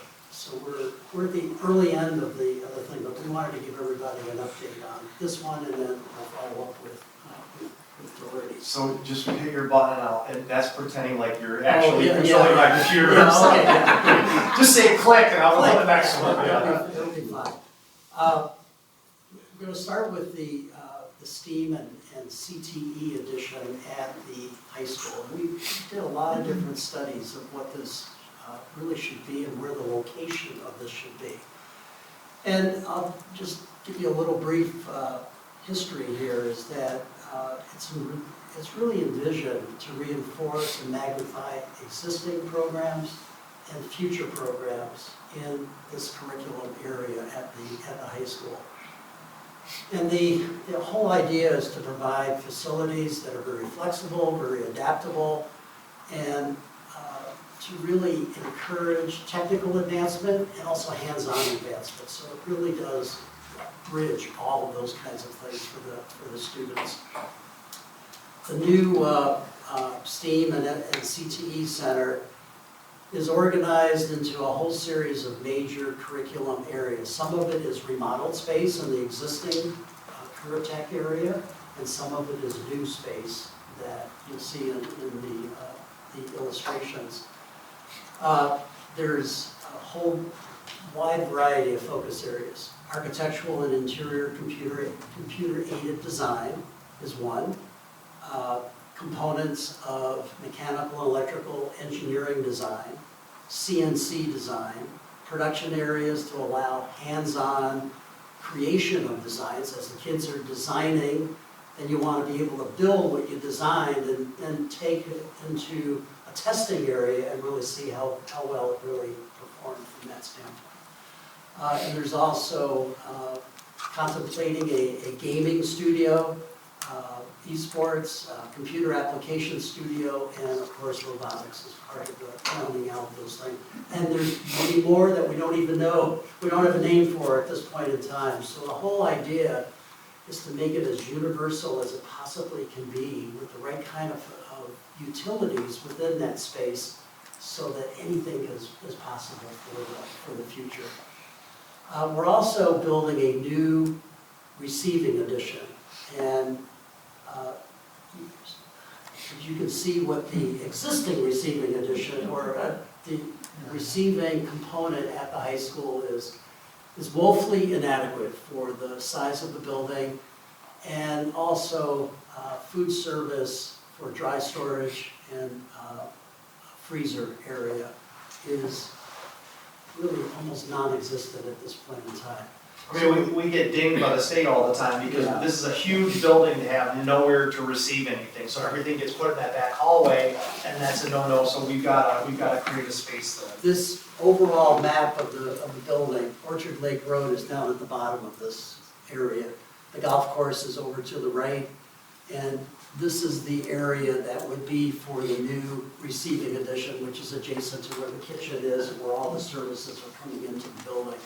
So it's a fairly simple addition, has some good height to it, but we're blending it into the overall architecture of the building. So that's the receiving area. No, I was just gonna say, Okay. can you talk about the renovation and the different colors here on the map? Just give me- Yeah, the blue is new construction. The tan color is remodeling, and some of it is very major remodeling, and some of it is a little lighter remodeling, but it's a combination of those kinds of things. And of course, the new transition area that's going to be dedicated in is up in this area of the building. Yes? How big is the receiving area now and how big is it going to be? So do you know those numbers right now? 2,400 square feet. 2,400 square feet, it probably is, It's zero now. It's zero right now, it's hallway and, you know, it might be 800 square feet. Right. You know, about, I would guess that that's where you can see what it looks like today. So it's, there it is, 2,400 square feet, sorry. Good job, Phil. Let's talk about the STEAM and CTE area as part of it. We did a lot of different studies, and you know the infamous wave at the front of the building, and the continuation of that wave is something that we'd always talked about completing. It's almost like the anchor store in a shopping center. We want to do something that's very significant at the end.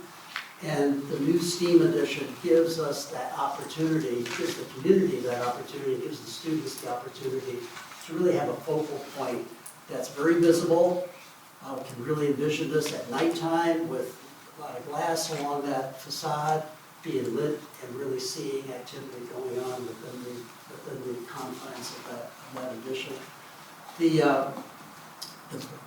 addition is, this is really open land right now that we're building on, and we're continuing the geometry of the existing school.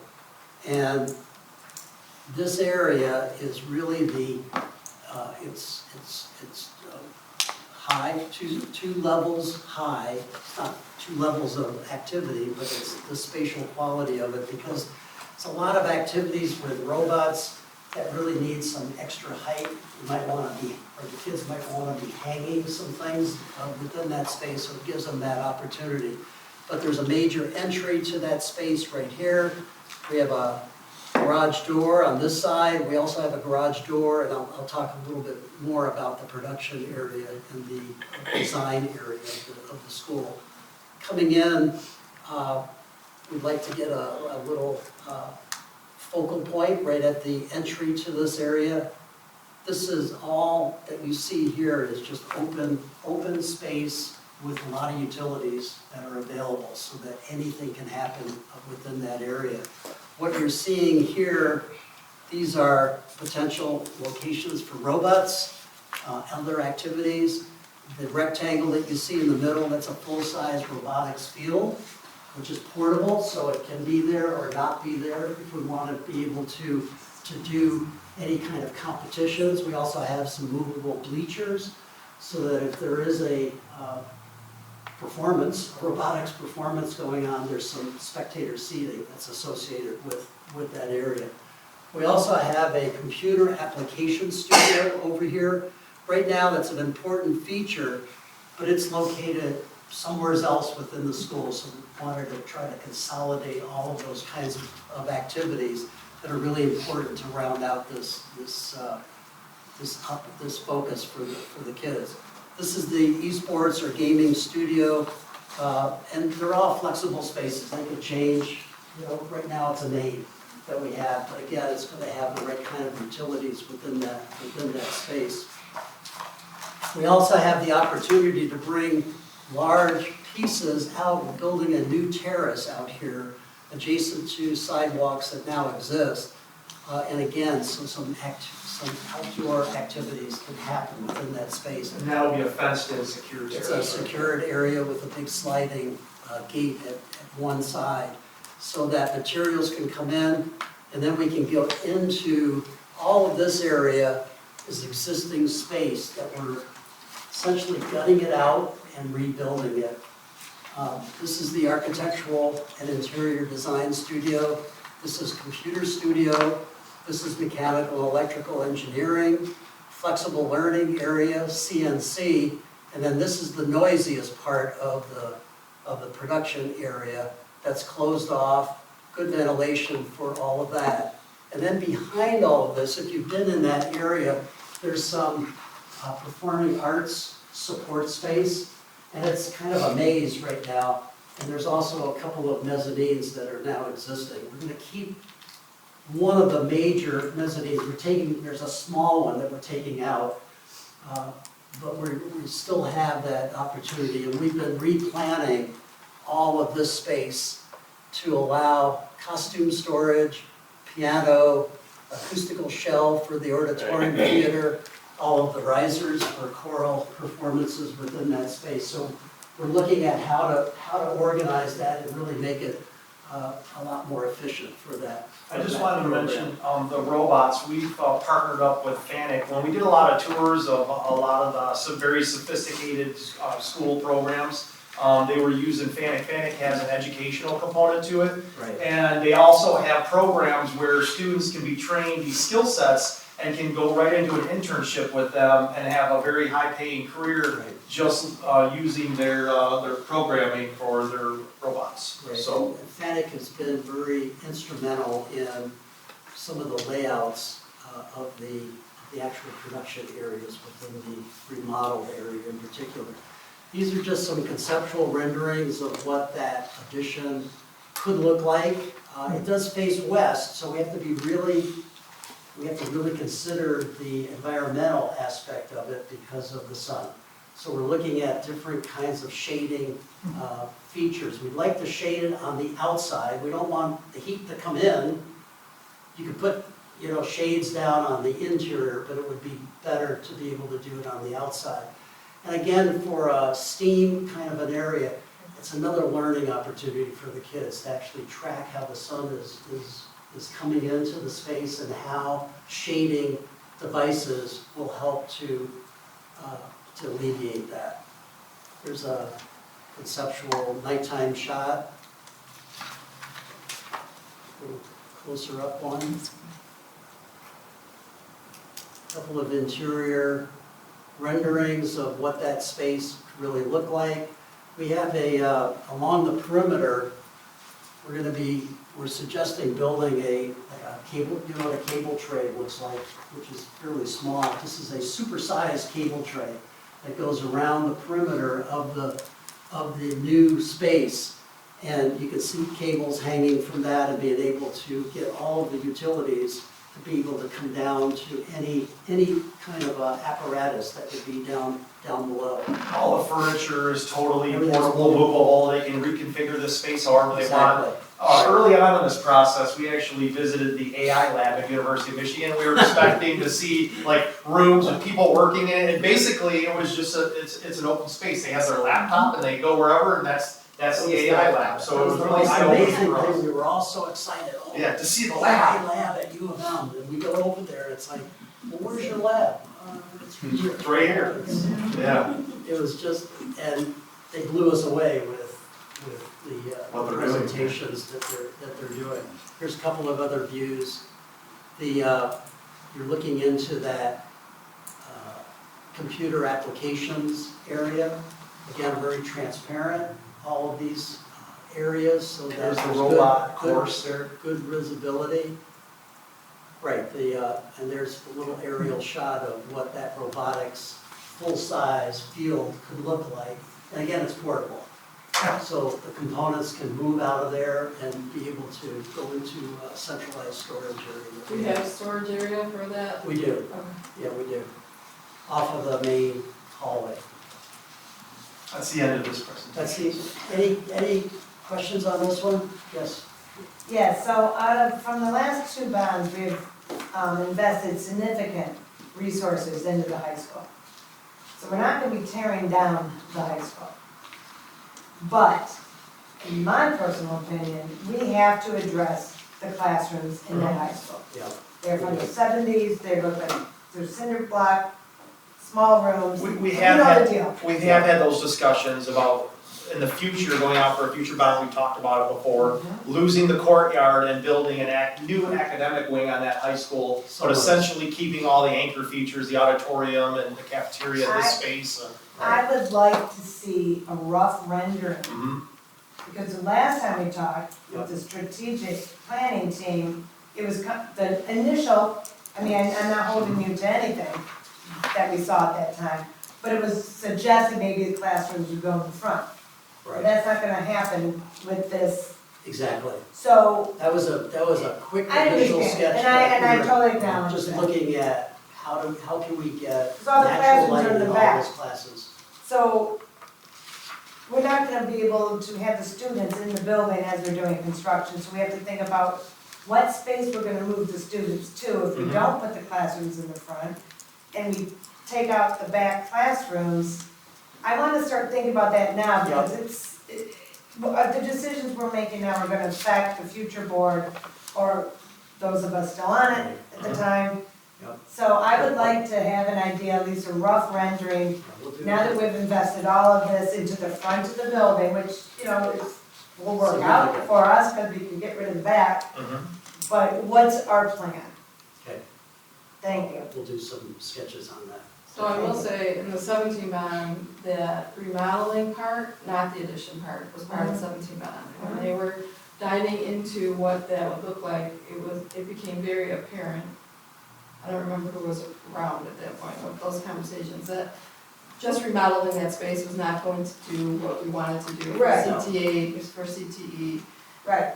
programming, all of that. So that's why we added on to it with the 23 bond, which I know you know. So I just want everybody to understand like that history part of it. Right. Yeah. As Jeannie mentioned, we might be looking at the open courtyard that's right now, maybe building a 2-story academic center right within that And then what are we gonna do without the classrooms?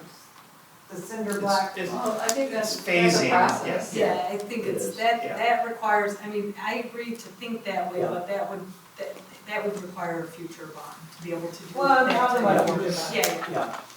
I mean, we can That look, would be I'll the do answer, that's some, the only answer. yeah. we'll do, Julie, we'll do some sketching on it. You're the professional.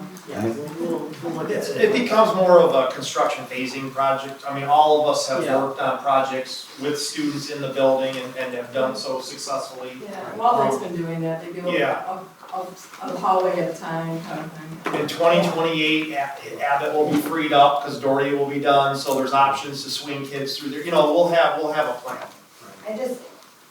I personally, I wanna see that done at the high school for the students and for our teachers. It's sorely needed. It is, All thank those you, windowless classrooms are most appropriate. thank you. Yes. Just looking at that. Yeah, just to go on that, I just wanna be mindful that we're talking with Mr. Allard about, I mean, this, Buddy.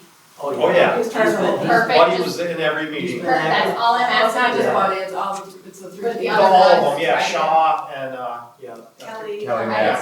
so, Yeah, they are. interior design and, Yeah. so just making sure that they are integrated into the Yes. design of it, knowing that it's not always just high school, there is middle school robotics teams that go into it too. And then just be mindful with them in the scheduling of when this comes out. Thank you. And we've also interacted with the students as well. We had a real good interactive session with the kids. So just so you know, the timing that we're thinking about right now is starting the new edition in the fall.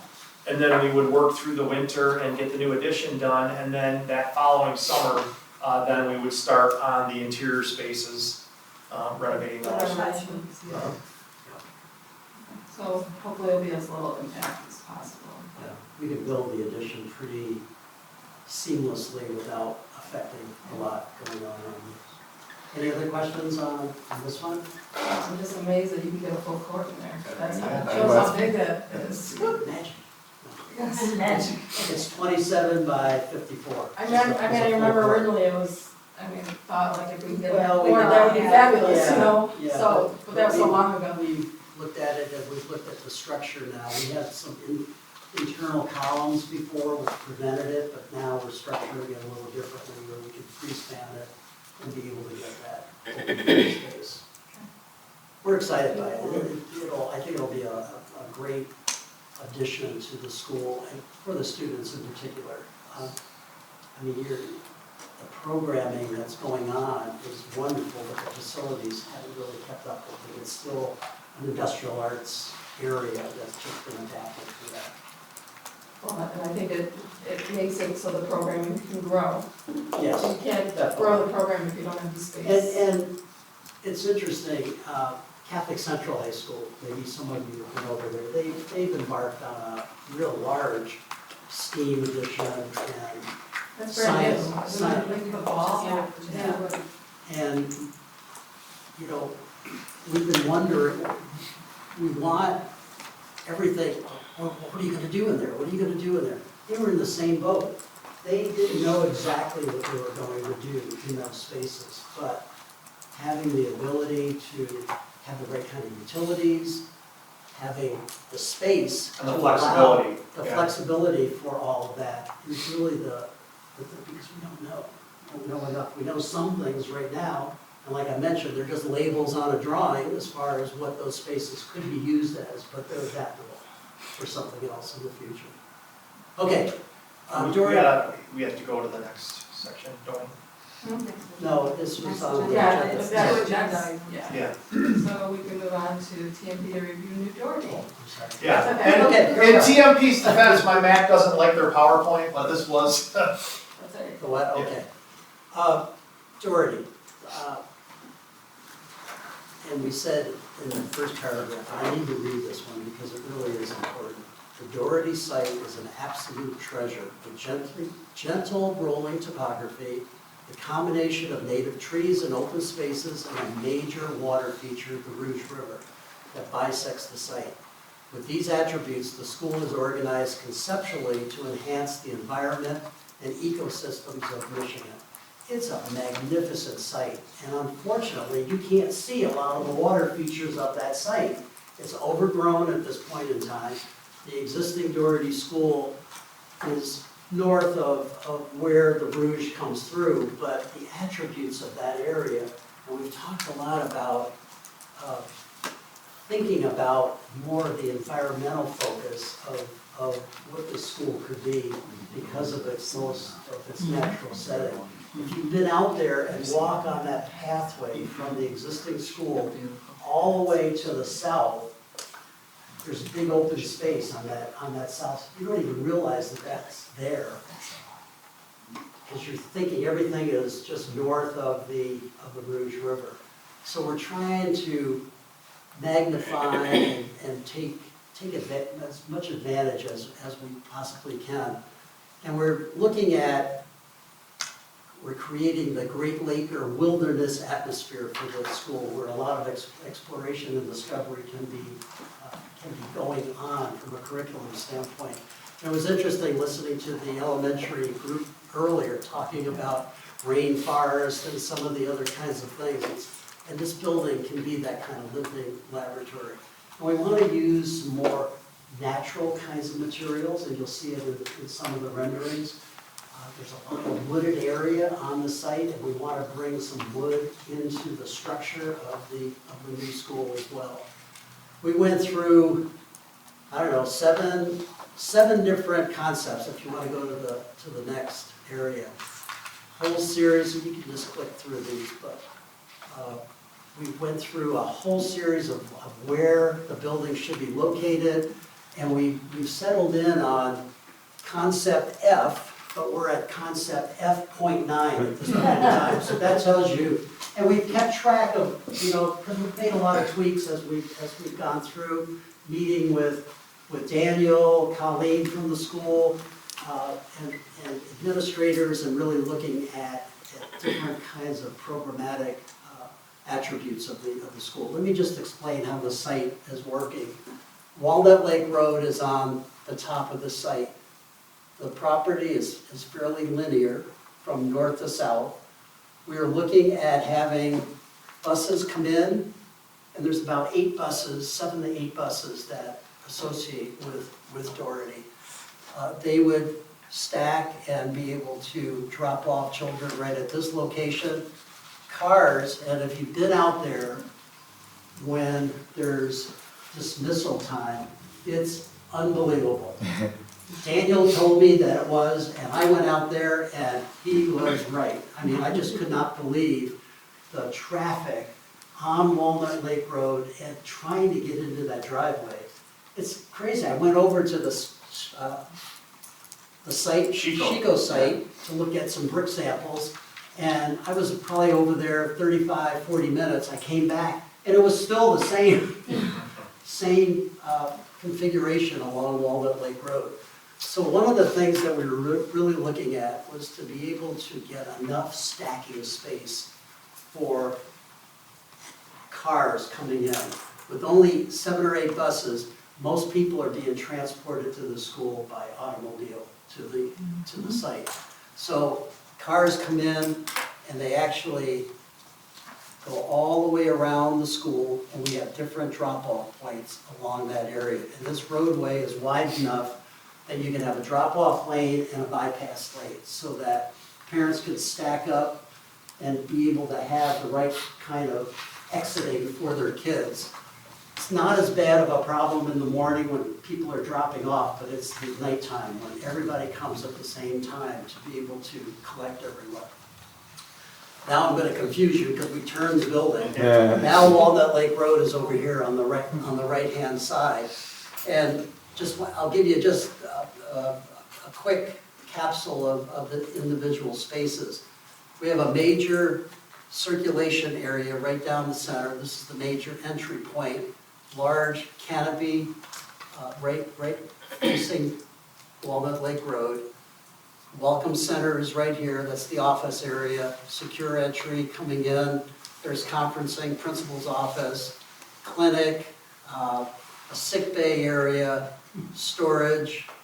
Dining is located over here with kitchen, gymnasium, the eye center associated with a new STEAM studio. And there's a transparent wall between the two. And we're even considering maybe a garage door between the two if we want to open up one to the other from that standpoint. On the other side of the main commons area is an art studio, music studio, K-Prep, and then kindergarten, first grade, and second grade is at ground floor level.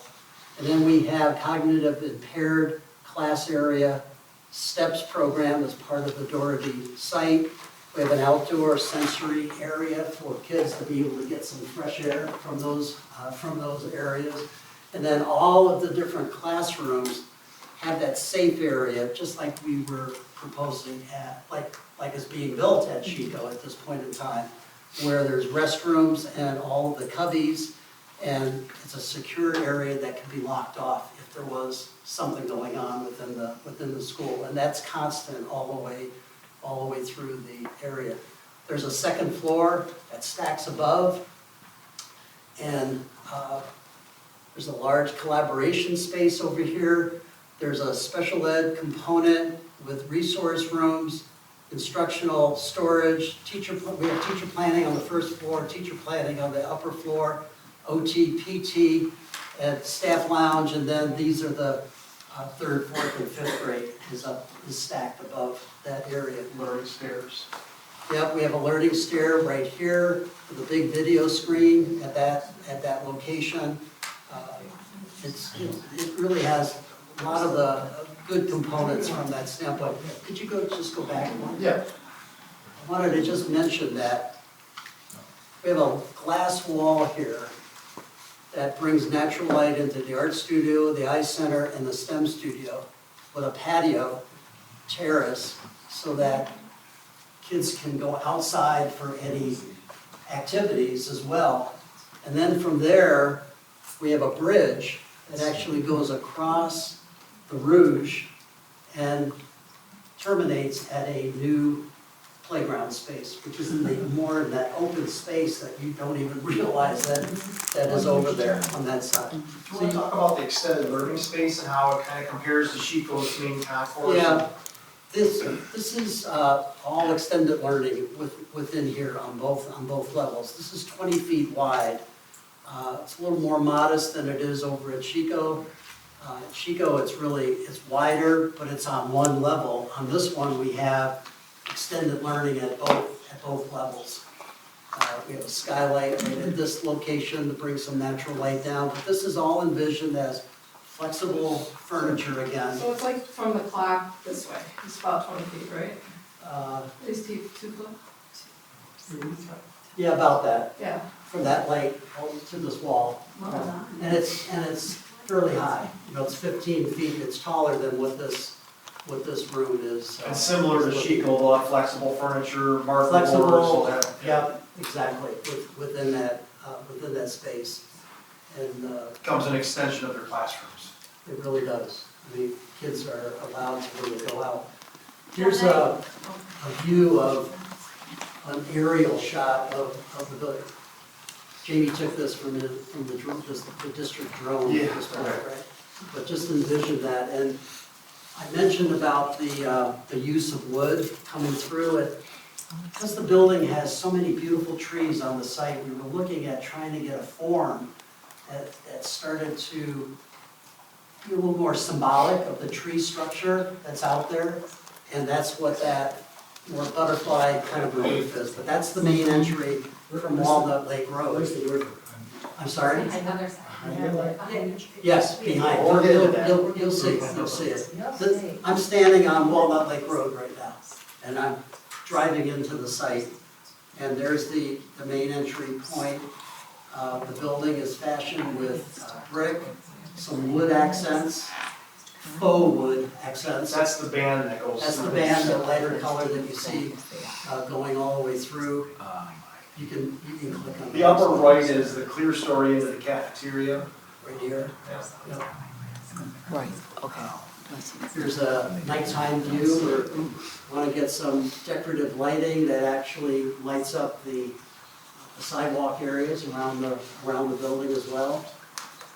Here's one of the drop-off zones for the school. You can see cars can stack up along that area, and there's a stairway right at that location. There's 3 different stair areas with exits coming out, so those are spots potentially for students to be able to exit the building. Here's the other side of the building with the Rouge River and the building with its glass facade. This is the art studio over here, the eye center over here, and then the STEAM area is over on this side. And here's just a conceptual view of what that bridge could look like. We're looking at, there's a couple of manufacturers that make prefabricated bridge structures, that a pedestrian bridge, and this one will be spanning 160 to 180 feet. We're not sure exactly, we're waiting on surveys at this The point in time. playground also, in addition to the bridge, it does swoop around over a box culvert and touch the building on the east side. On the east side too, that's exactly right. The interior view, and these are freshly crafted at this point in time. And we want to do some other kinds of things within this space as well, but it gives you a feel for what that butterfly roof is doing with a wood ceiling that is inside that space. That's really the major. Straight ahead is the main entrance there, so the office is off to the right. Straight ahead, offices are to the right. Big video screen here. The learning stair is right adjacent to that. The big video screen is the same that they have at Chico. At Chico. Exact same plan. 16 feet. With Doherty. It's 16 feet by 9 feet is what that is.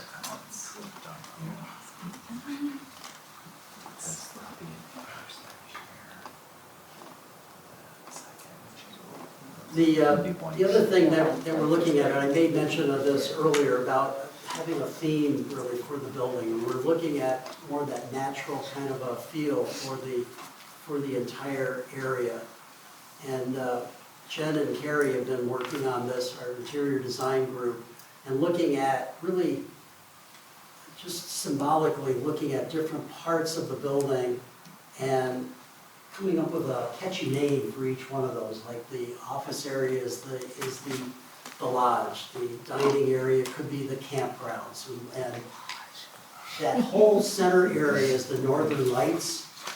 And we have LED lighting that's built into the bottom of those butterfly trusses, and they can alter colors so that we can have a little light show on the inside of that building to just really teach the kids about the Northern Lights and what it really means from that standpoint. You know, we're looking at different areas where there's the forest understory, maybe is on the first level, the forest canopy is on the second level, using a combination of some wooded areas and some faux tree branch or leaf structures from that standpoint. Woodland areas, the wetlands, campgrounds, the northern lights, as I mentioned, all the way through. The lodge, the office area. So those are just first blush of what the theme of the building really conveys. That's the last slide. Comments on Doherty? I love that we're integrating the river into this, but what are we gonna do, or I know we're in the beginning stages of planning, but to, protect the children from any potential dangers with open water. Right. There'll probably be some limited fencing around that area. The bridge is hovering over the water, you're not right onto it. We're looking at, there's a floodplain that we have to be cognizant of. And that floodplain, we're thinking that we might put a wall in, right, because we need to look at some things with some grades.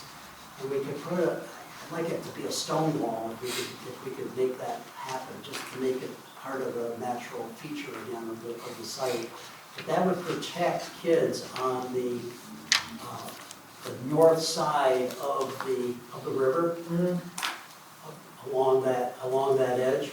That would be up, and then the bridge would hover over that, depositing on the other side, and we might have to do the same kind of a thing over on that side, but it's well thought about. We are thinking about that. I just want to mention, currently the playground's butt up to the water, to run alongside it, and they haven't had issues with it. There's no fencing between the playgrounds, but we are gonna. Pardon? It's not deep. It's not deep at all. It doesn't look like yeah. what it looks like in the picture. Yeah. Oh, that's true, okay, fine. Yes. First of all, I know you said you're going to put fencing around it. Is that a problem with DNR or the list? Well, we haven't gotten that far. Okay, As so long then- as we keep it, There's thoughts about if safety. we keep it on the floodplain line, we're okay. If we try to encroach inside of that line, that is part floodplain and wetland, we could have problems. But if we can keep it on the outside of that, we're okay. How deep is it? It's a couple feet. Okay, I've got pictures of it where it dried up and there's just a small stream in the center of it, and yeah. Because, when we were, this is many years ago, we were deciding we want to close Greeley or Doherty. And I remember going back there. And I can't remember what I saw there, but I'm going back Wednesday and I'm gonna check it out. Yeah. And I'm gonna bring boots if I have to, I'm gonna walk across and see how deep it is and where it's at. Okay. It's very overgrown now. It's really, Be careful. you can't even get into it, it's really, there's a lot of vines It's really and like a picture, Well, you Yeah. are gonna clean it up. we're gonna clear it up. It was don't nice know to that. start cleaning it up Shouldn't have- sooner than later. Well, you can hear the waterfalls, like, where behind the swings are now, where the path goes under, you Yeah. can hear a little There is water. a trickle of little water. trickle, and it's really pleasant as you're going through there. We wanna maintain those kinds of Because elements we used as to well. get guppies, like my fifth grade, when our kids were fifth Oh, I graders, we put would go trout back in. there and get guppies for science and all that kind of I stuff. put fish in this river. Yeah. And to go on that same thing, what would be the maintenance? Have we thought about the maintenance of that water feature? If it's swamp land, Jamie's out there, Yeah, Well, But I that's something to consider, right, because it's It is. I think wetlands, so. the first thing is that we gotta clean out the miscellaneous brush that's around there. If you go out there right now, there's big vines that are climbing up the tree. There is an old chain link fence that's part of it, and you can There's hardly muskrats see out through there. it. All of that really needs to be cleaned up. And then after that, you really wanna keep it as natural as you can. We can do some nice native grasses that are in the area so that there's really low maintenance from any of those kind of wildflowers. I mean, all of those kinds of things would really tie into the beauty of that site. It's absolutely a gorgeous site. And what's nice with the playground on the south side, it's always going to be sunny on that area. It's always going to be a very pleasant Jamie, you got time Wednesday morning? Wednesday morning? So this is a drone picture I took over top of it. You can see how shallow it is. I'm going there Wednesday. All right. Go Friday at 70 degrees. Yeah, I mean, there's some, but you can see it's not very deep. Careful, never interested. Any other, yeah, go ahead. Yeah, so you did multiple iterations, and so is this kind of almost scalable because I know you guys talked about Chico had come back because of inflation and stuff, and now with possible tariffs and stuff like that, has this gotten us so we're closer to within the budget that had been? Yeah, we are. The drawings, our schematic drawings have gone to OC at this point, and they are finalizing an estimate. Okay. But the indications are really close to the budget number that Jamie showed you earlier. And you had asked a question about the $15 million. The biggest part of that is this one does not have the early childhood centers. That was about $14 million. I'm doing that off the top of my head. That's the real difference. And then the collaboration area is a little bit larger over there, but it's on one level at Chico. This one is on 2 levels, and it's just a little bit more compact. The site really provided the opportunity to make it a little bit more compact. But the biggest thing was this one does not have the early childhood component. Any other questions? Concept diagram F, Jim?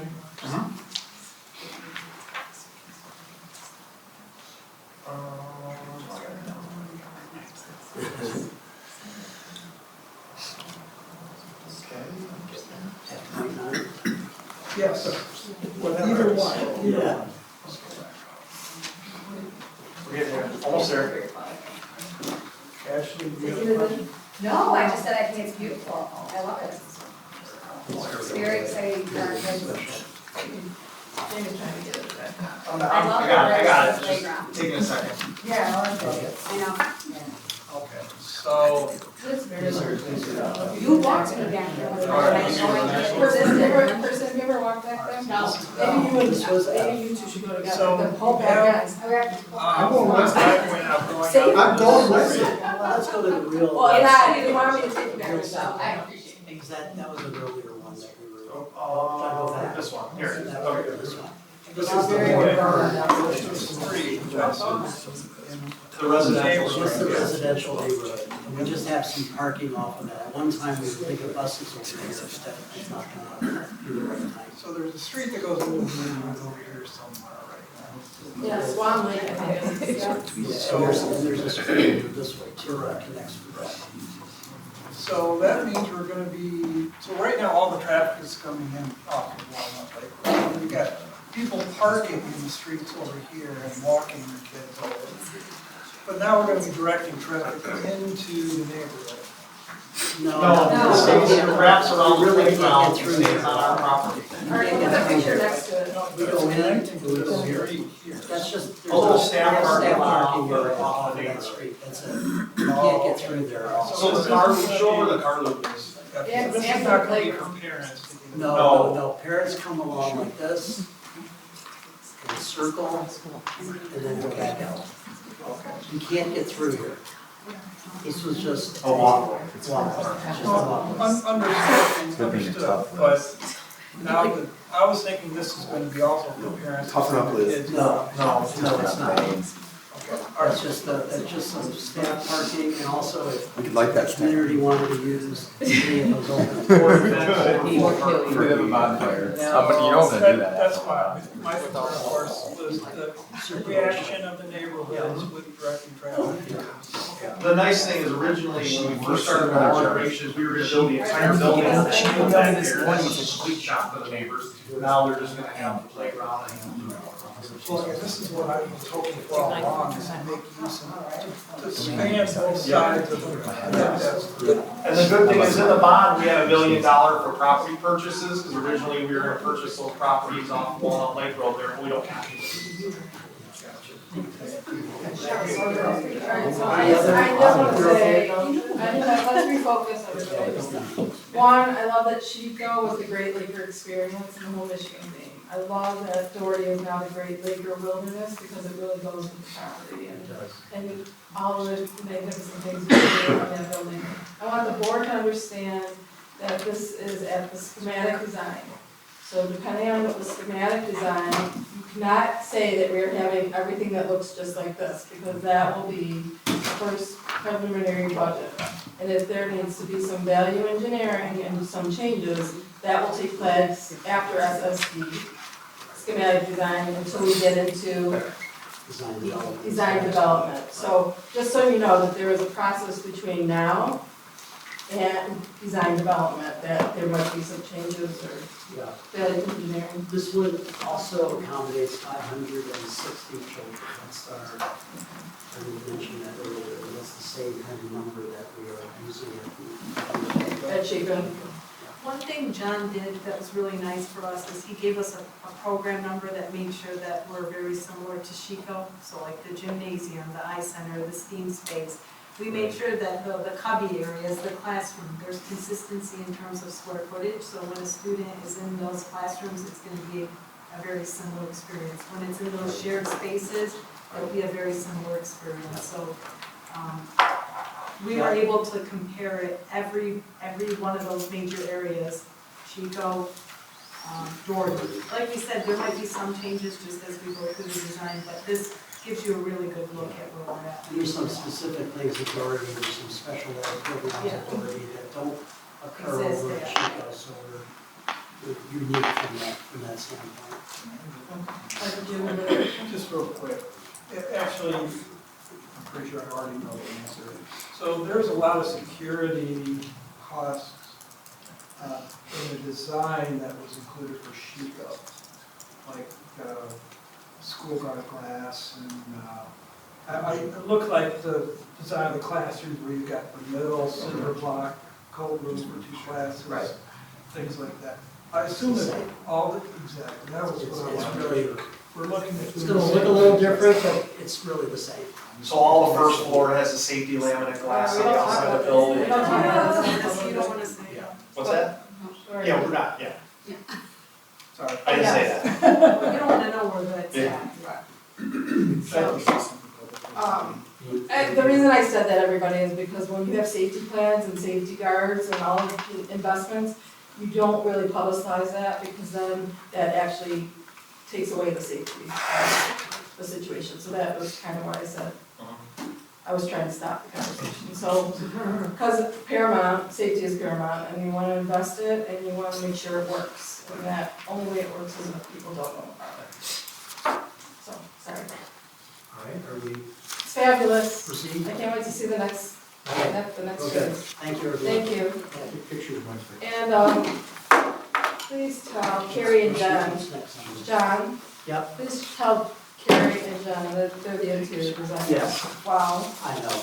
They've been great. We have a really good internal team, and it's been great working with the external team as well. I mean, just their palettes and things like that and ideas. I know it's just the beginning, Right, you know, exactly. vision boards, but it's obviously that they're categorized. Thank you. Okay. Okay, you guys. I'm gonna stay for the next one. Okay, can everybody hold out for a few more things? Yeah. Okay. So, subject number 9 on our agenda is our Chico preschool game. I'm gonna pass this around, you can be down here for typing this up. Here, take one down. Sorry. Do you want to start, or do you want? Oh, yeah. You can start. Yeah. I got it. Oh, I'm sorry. Okay, go. Whoa, did you see me? Jumped in. Cat-like reflexes. Like a puma.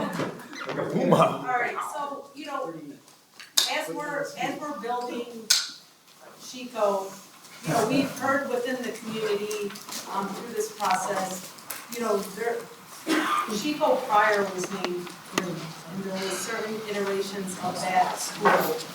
And of course, the name Chico is after one of our longtime educators, and deservedly so.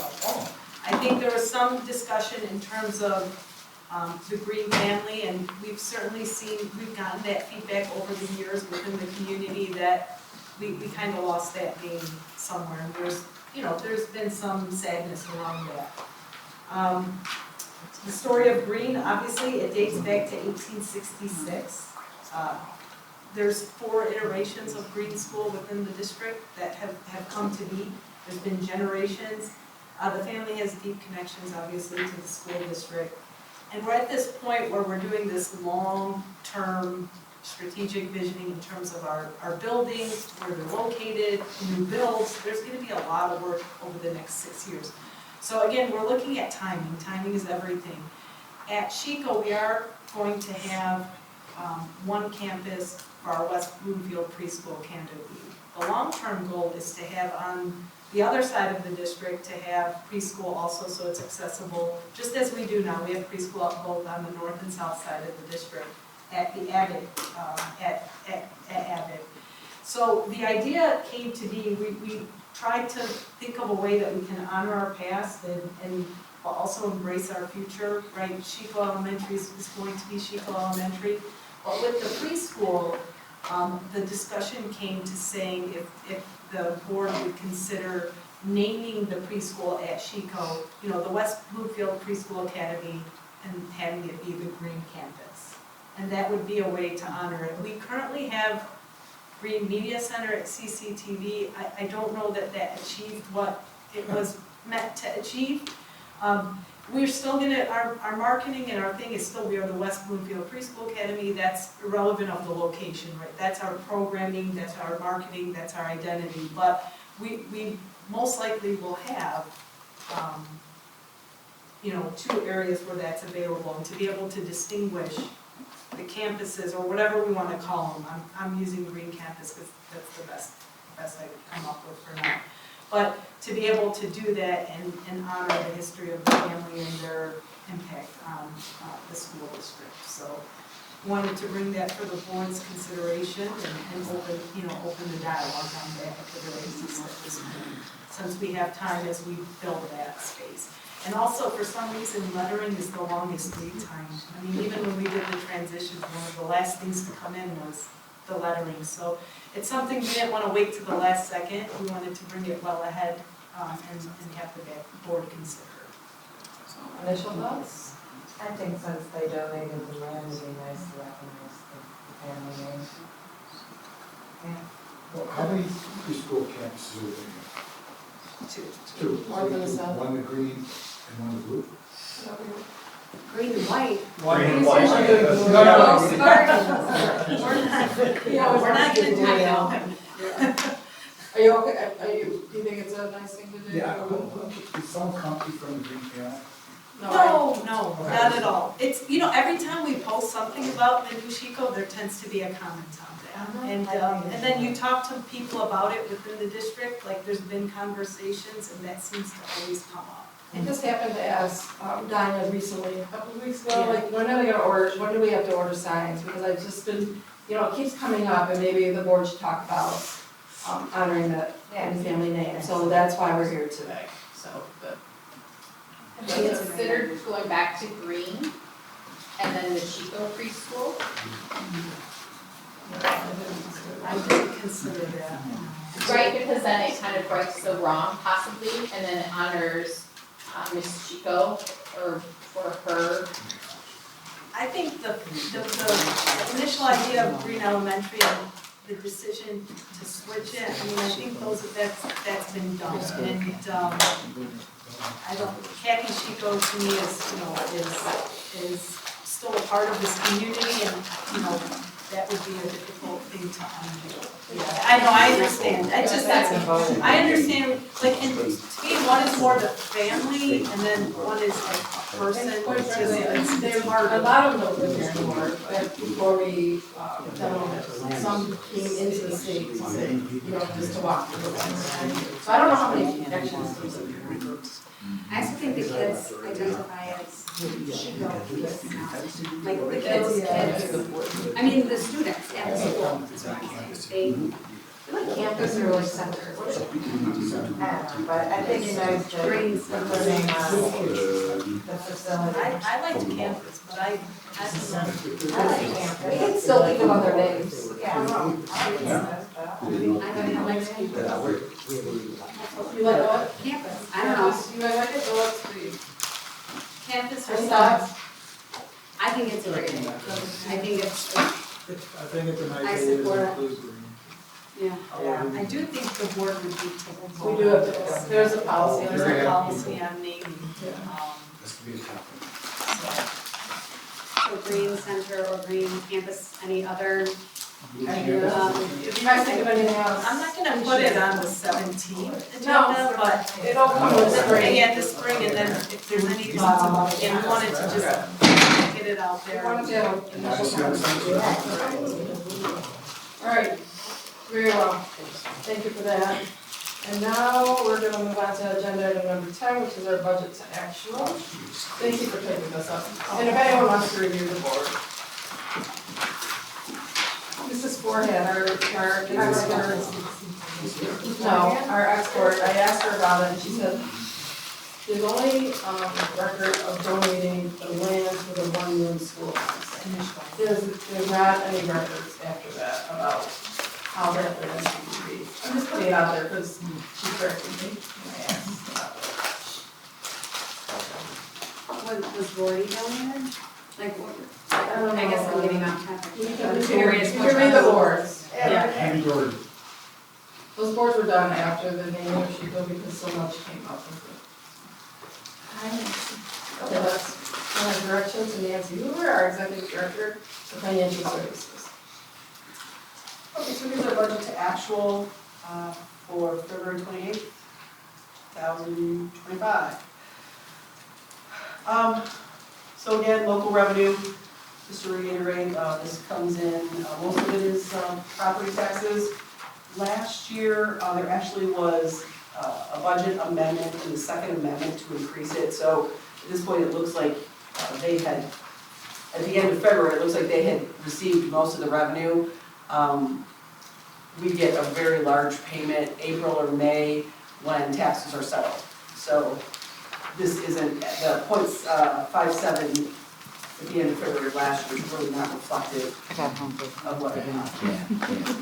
The federal revenue, last year at this time, we received a large amount of our IDEA funding. At this point, we have not, we just received a big payment in March. So you'll see that reflected next month. So the money's coming in from the federal government. Is that what you're saying? Well, yes. I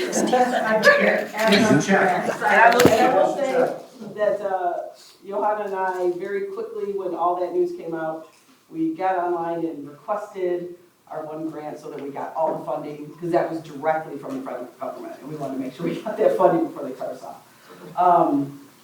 Adult ed, last year, the budget was about $100,000 more, and an adjustment was made in the second quarter to move that down. So it looks like we had 64% left last year, but that budget really needed to be lowered, so they really get spent. The adult ed budget, those are hourly teachers, and so it really is more reflective of actually 17 pays instead of 13 pays. The teachers are only on 13 pays right now of 26, but our hourly teachers in adult ed, they're really more reflective of the remainder of the staff, which is really through 17 pays. Down in business services, again, we, a little difference between the 2 years and how we've paid our contracts with the ISD, and that's really reflected the percentages of where we're at. This year, we have paid 3 of the quarters at this point, and last year, we didn't really pay those until the end of the year. And the same, and that's the same in other central support services, because that is where the technology contract is located in other central supports. And so we're a little off, we're a little lower than we were last year. At this point, we're about 44% in the year. But again, remember last year we did add to that. And at this point, we are trying to come as close.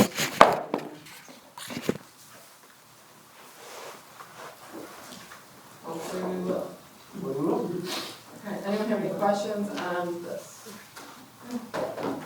Okay, thank you, Nancy.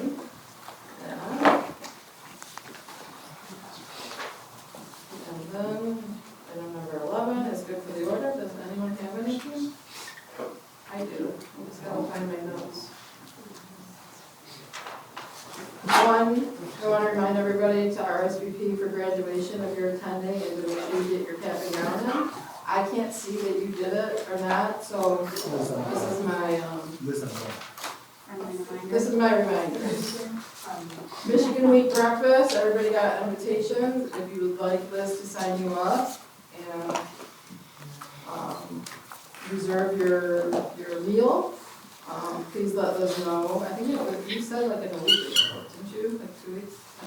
I'll send it. Alright, but please make sure that you're on top of that because I'm not gonna bring that up again. And then I just wanted to let you know that the MASB Region 8, Roderick Means is representing us and he is actually the candidate that we supported as well. So that is complete. Anybody else have anything to do?